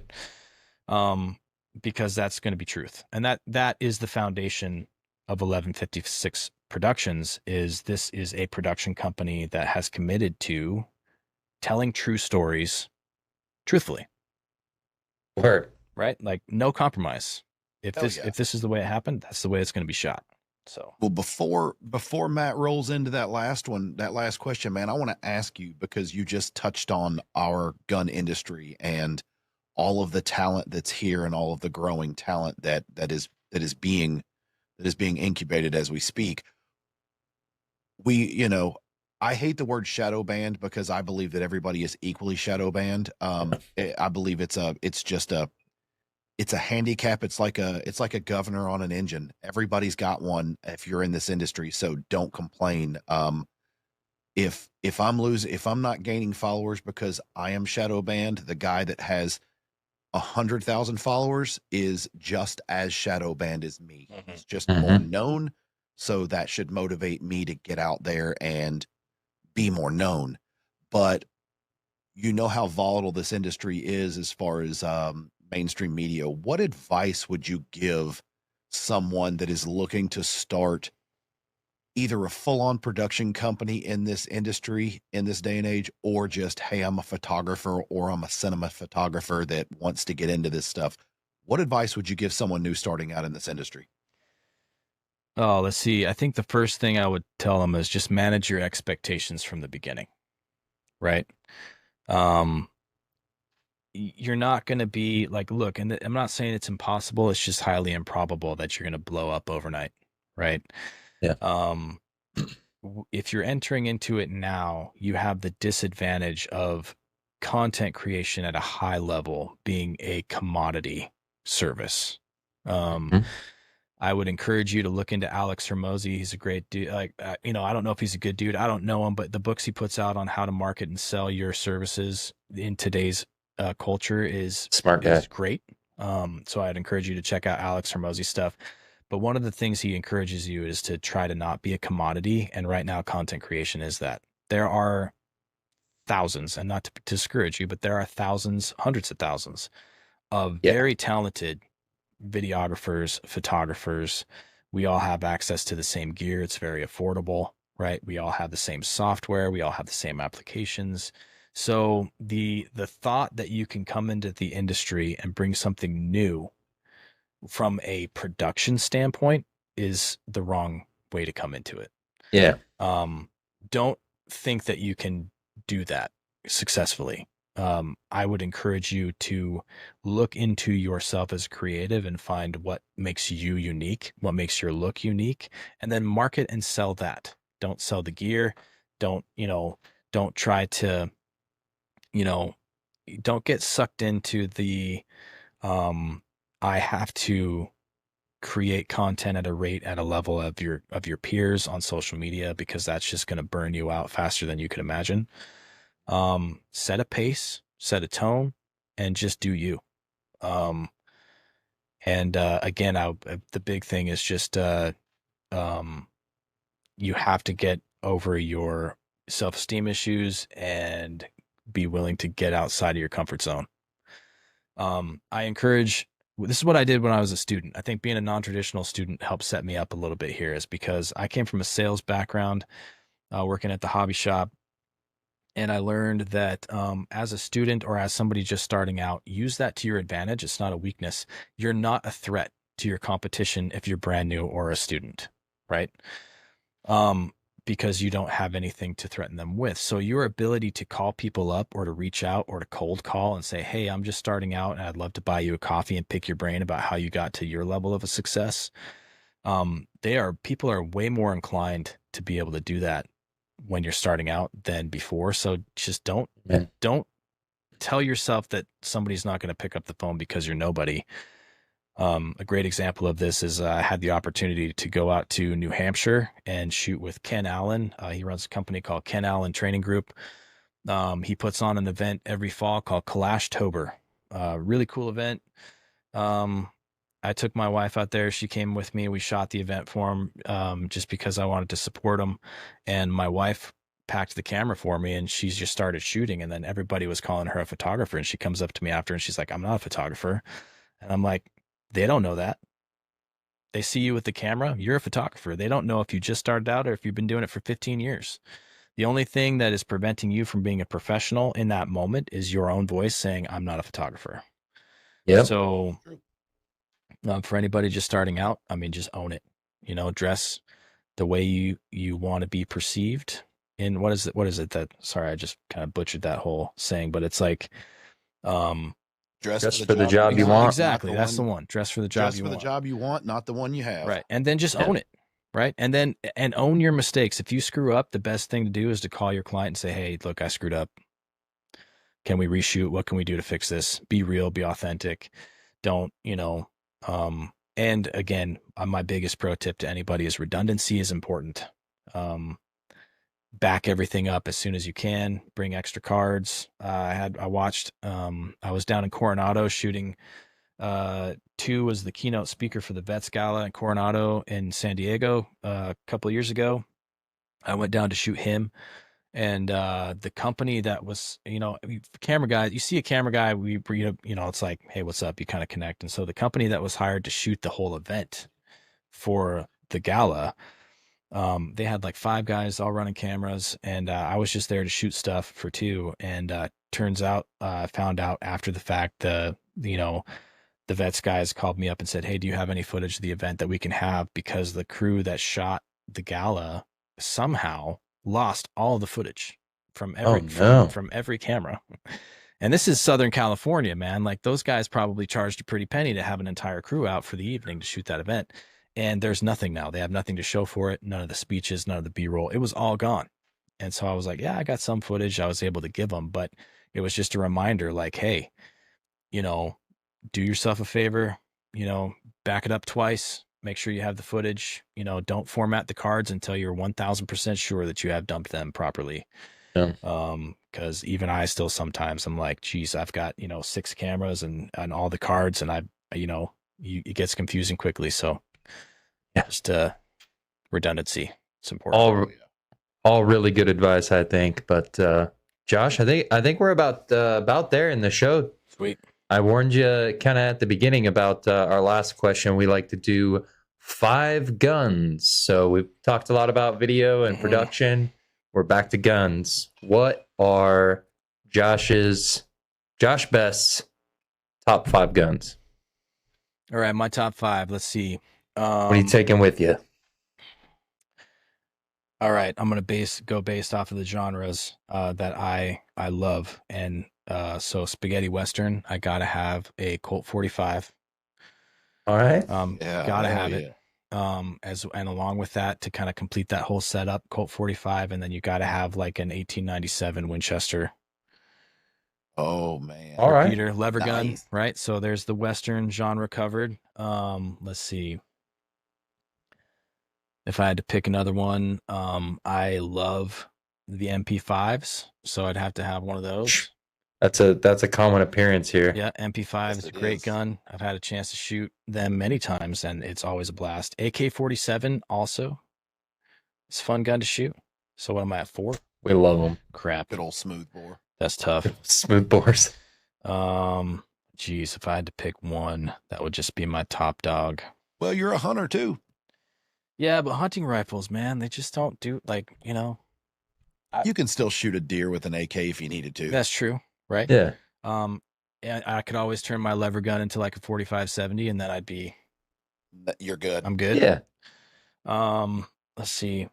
My last gun, if I had to pick something big, Something I would, big. probably just to top it off, I'd just love to have a howitzer sitting in my front yard. Yo. Dude. Old school, Yes. World War II, Good classic, choice. big old cannon. That's what I'd take. I want dude. to throw a curveball at you real quick though, You got because it. you are a camera guy. Body and lens, just one, like a EDC camera. What is it? What are you taking? Can only have one, camera and lens. I'll take what I'm rolling with right now. If I could only have one, I would take a Sony FX3, one of the best cameras I think to date that you could buy for what I do. So I'd take a Sony FX3 body, and I would take the 70 to 200 lens. And you're comfortable for stills Okay. and some video stuff? Yep. Awesome. Ultimate combination. It's Good not choice. super wide, but it it's it checks all the It'll boxes. get everything you need. Yeah, I mean, if I had to fall back, I'd say that the 24 to 105 would be this exact combination right here. This, you can't go wrong with this. That'll shoot everything. Hell yeah.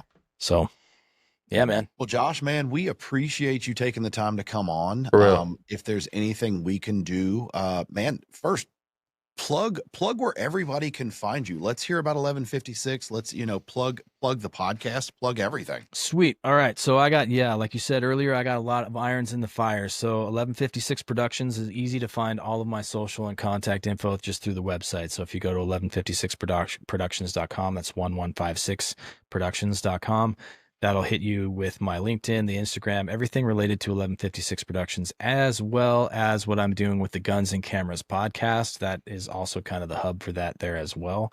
Guns and Cameras podcast is new. Just started it. We're coming up on a year now, so I guess it's not that new, but we've got episode 19 dropping this Friday. It's got Ethan Nagel of Ethan Nagel Films. Oh, we love Ethan, Ethan. dude. We love Ethan, dude. Yeah. Ethan That's the other guy. I'm like, that's the hey, other really guy, stupid, like simple Right. camera question. Like, Yeah, man, his documentaries now are Oh, man. geez. dude, the guy's a rock star, legendary. Stoked to have him. He's taking the guest number 19 spot on Guns and Cameras. We got some other good guests lined up for Let's go. the future as well. So Yeah, tell Ethan we said what's up when he's on the show, dude. He's awesome. I will. Yeah, so that episode drops on this coming Friday, depending on when this airs. But it's on YouTube, so Guns and Cameras on YouTube. Again, all the links to that are dropped on the 1156 Productions website. I also I'm a maker, man. I like making stuff. I'm a silversmith. I got a company I'm just trying to grow now called Tokens of Valor. It's mostly on Instagram.